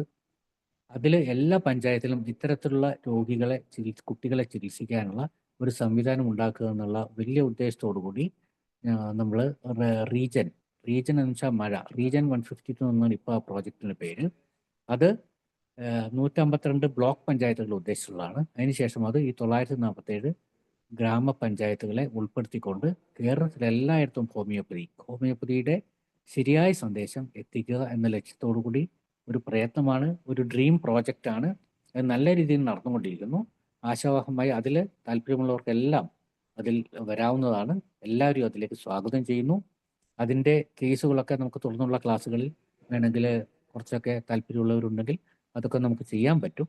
എന്തായാലും അത് ആ പ്രോജക്റ്റിന് പേര് റീജൻ എന്നാണ് കൊടുത്തിരിക്കുന്നത്. റീജൻ എന്ന വാക്കിൻ്റെ അർത്ഥം, റീജൻ എന്നുള്ളത് ഒരു ജർമ്മൻ വാക്കാണ്. അതിൻ്റെ അർത്ഥം മഴ എന്നാണ്. കേരളത്തിൽ എല്ലായിടത്തും എത്തിച്ചേരുന്നത് മഴയായതുകൊണ്ടാണ് നമ്മൾ ഈ പ്രോജക്റ്റിന് റീജൻ എന്ന് കൊടുത്തിരിക്കുന്നത്. അപ്പോൾ അതിൻ്റെ മുന്നോടിയായിട്ടുള്ള ട്രെയിനിങ് സെഷൻസും മെറ്റീരിയൽ മെഡിക്ക ക്ലാസ്സുകളും, നമ്മുടെ മെറ്റീരിയൽ മെഡിക്ക ഏറ്റവും പ്രധാനപ്പെട്ടത്, നമ്മുടെ മെറ്റീരിയൽ മെഡിക്ക ഒരു സൈക്കോട്ടിക് മെറ്റീരിയൽ മെഡിക്കയാണ്. അതിൻ്റെ സിഫിലിറ്റിക് ആസ്പെക്ട്സ് നമ്മുടെ മെറ്റീരിയൽ മെഡിക്കയിൽ അധികമില്ല. നമ്മുടെ എല്ലാ മെറ്റീരിയലും കൂടുതൽ ഇല്ല എന്നുള്ളതല്ല. ഉദാഹരണത്തിന് അക്കോണൈറ്റ്, അല്ലെങ്കിൽ നമ്മൾ അതുവരെ പഠിച്ചിട്ടില്ല. ഉദാഹരണത്തിന് ഇപ്പോൾ അക്കോണൈറ്റ് എന്ന് പറയുന്ന ഒരു റെമഡി നമ്മൾ പഠിക്കുമ്പോൾ അതെന്താ, ഫസ്റ്റ് സ്റ്റേജ് ഓഫ് ഇൻഫ്ലമേഷൻ എന്നാണ് പറയുന്നത്. പക്ഷേ അതേ അക്കോണൈറ്റിൽ തന്നെ പറയുന്നു ടോസസ് അബൌട്ട് ഇൻ ആഗണി, അല്ലെങ്കിൽ predicting the time off day and death എന്ന് പറയുന്നത് ബെസ്റ്റിയാലിറ്റി വിത്ത് ആനിമൽസ് എന്നൊക്കെ പറയുന്നത് സിഫിലിറ്റിക് അക്കോണൈറ്റ്. സോ അപ്പോൾ നമ്മുടെയൊക്കെ പ്രാക്ടീസിൽ നിന്ന് നമ്മൾ നമ്മുടേതായിട്ടുള്ള ഒരു മെറ്റീരിയൽ മെഡിക്കൽ തന്നെ ഉണ്ടാക്കേണ്ടിയിരിക്കുന്നു. ഇപ്പോൾ ടെങ്ക്രിസ് എന്ന് പറഞ്ഞ ഒരു റെമഡി പലർക്കും നമുക്കറിയില്ല. വിജയകൃഷ്ണൻ സാർ പറഞ്ഞപ്പോഴാണ് ടെങ്ക്രിസ് എന്ന് നമ്മൾ മനസ്സിലാക്കുന്നത്. ലാക്കസിസ് പോലെയുള്ള ഒരു റെമഡിയാണ്. പക്ഷേ ഹൗസ് ഹോൾഡ് ആക്ടിവിറ്റീസ് ഭയങ്കര മടിയായിരിക്കുന്ന റെമഡിയാണ് ടെങ്ക്രിസ്. അതുപോലെ ജർമേനിയം മെറ്റ് വളരെ ഫലപ്രദമായിട്ട് നമ്മൾ ഉപയോഗിച്ചുകൊണ്ടിരിക്കുന്ന ഒരു റെമഡിയാണ്. ജർമേനിയം മെറ്റിന്റെ ഏറ്റവും പ്രധാനപ്പെട്ട പ്രത്യേകത റൈറ്റ് ആൻഡ് ലെഫ്റ്റ് കൺഫ്യൂഷൻസ് ആണ്. ഇതുപോലെ നമ്മൾ ഓരോ ക്യാമ്പുകളിൽ പോകുമ്പോഴും നമുക്ക് പുതിയ പുതിയ റെമഡികളെ പറ്റിയുള്ള അവഗാഹം വന്നുകൊണ്ടിരിക്കും. ലാക്ക് ലിയോനേറ്റം എന്ന് പറയുന്ന ഒരു റെമഡി, പണ്ട് നമ്മളത് സിംഹത്തിൻ്റെ പാലാണ്, ആരാണിത് പോയി കറന്നെടുത്ത് പൊട്ടൻറ്റ് ചെയ്യുന്നൊക്കെ ആലോചിച്ചെങ്കിൽ ഇപ്പോൾ അത് ഇഫക്റ്റീവായിട്ട് നമ്മൾ ഉപയോഗിച്ചു. പ്രത്യേകിച്ച് ഒരു വീട്ടിൽ പുതിയൊരു കുട്ടി ജനിക്കുമ്പോൾ പഴയ കുട്ടിക്ക് ഉണ്ടാവുന്ന അസുഖങ്ങൾക്ക് നമ്മൾ എപ്പിസും കൊടുക്കും. അതേപോലെ തന്നെ വരുന്ന റെമഡിയാണ് ജർമേനിയം മെറ്റാലിക്കം. അതുപോലെ മാർബിൾ, ഗ്രാനൈറ്റ് തുടങ്ങിയ ഒരുപാട് റെമഡീസ്. അപ്പോൾ ഈ റെമഡീസിനെ പറ്റിയൊക്കെ നമ്മൾ നല്ല രീതിയിലുള്ള അവഗാഹം ഉണ്ടാക്കി എടുക്കാൻ സാധിക്കും. മെറ്റീരിയൽ മെഡിക്കൽ നന്നായിട്ട് പഠിക്കണം. അതുപോലെ പ്രിഡിക്റ്റീവ് ഹോമിയോപ്പതിയിൽ ഉപയോഗിക്കുന്ന ഒരു പ്രധാനപ്പെട്ട മെത്തഡോളജി എന്ന് പറഞ്ഞാൽ റെപ്പേർട്ടറിയിൽ നിന്നും വെറ്ററിനറി മെഡിക്കലിലേക്ക് പോവുകയാണ്. അപ്പോൾ പല രീതിയിലുള്ള റെപ്പർട്ടറൈസേഷൻ സ്ട്രാറ്റജീസ്, പലതരത്തിലുള്ള റെപ്പേർട്ടറീസ്, അതിൽ തെർമൽസിറ്റിയും തേഴ്സ്റ്റിൻ്റെയും മയാസത്തിൻ്റെയും ഒക്കെ ഉപയോഗം, ഇതൊക്കെ കൂട്ടിച്ചേർത്തുകൊണ്ടുള്ള ഒരു മെത്തഡോളജിയാണ് പ്രെഡിക്റ്റീവ് ഹോമിയോപ്പതി എന്ന ഹാനിമാൻ ഹോമിയോപ്പതിയുടെ ഒരു രൂപമാണ്. അത് പുതിയ കാര്യമല്ല. പ്രെഡിക്റ്റീവ് ഹോമിയോപ്പതി എന്ന് പറയുന്നത് ഹാനിമാൻ ഹോമിയോപ്പതി തന്നെയാണ്. അപ്പോൾ അതിനെപ്പറ്റി ഞാനത് പറയാൻ കാരണം വെച്ചാൽ കഴിഞ്ഞ 23 വർഷമായിട്ട് ഞാൻ ഈ മെത്തഡോളജിയിൽ തന്നെ നിൽക്കുകയാണ്. അപ്പോൾ അതിൽ നിന്ന് ഉണ്ടായിട്ടുള്ള നമ്മുടെ എഫിഷ്യൻസിയിൽ ഉണ്ടായിട്ടുള്ള ഉന്നമനം എനിക്ക് അതിൻ്റെ അനുഭവവേദ്യമായതുകൊണ്ട് ഹാനിമാനെ നമ്മൾ വിസ്മരിക്കാൻ പാടില്ല എന്ന് മാത്രമാണ് ഈ ദിവസത്തിൽ. അതായത് അദ്ദേഹത്തിൻ്റെ നാളെ ഏതാനും മണിക്കൂറുകൾ കഴിഞ്ഞാൽ ഹാനിമാൻ്റെ ചരമദിനമാവുന്നു. അപ്പോൾ അദ്ദേഹത്തെ ഓർക്കേണ്ട ഒരു അവസരമായിട്ട് കൂടിയാണ് എല്ലാ ജൂലൈ 2 നമ്മളൊക്കെ കാണുന്നത്. ഈ ഒരു പ്ലാറ്റ്ഫോം തന്ന ഇതിൻ്റെ ഒഫീഷ്യൽസിനോട്, പ്രത്യേകിച്ച് ഡോക്ടർ അനിത, ഡോക്ടർ സിന്ധു എന്നിവരോട് ഉള്ള സ്നേഹവും നന്ദിയും കടപ്പാടും അറിയിക്കുന്നു. എന്തെങ്കിലും സംശയമുണ്ടെങ്കിൽ ദയവായിട്ട് നമുക്ക് ഡിസ്കസ് ചെയ്യാം.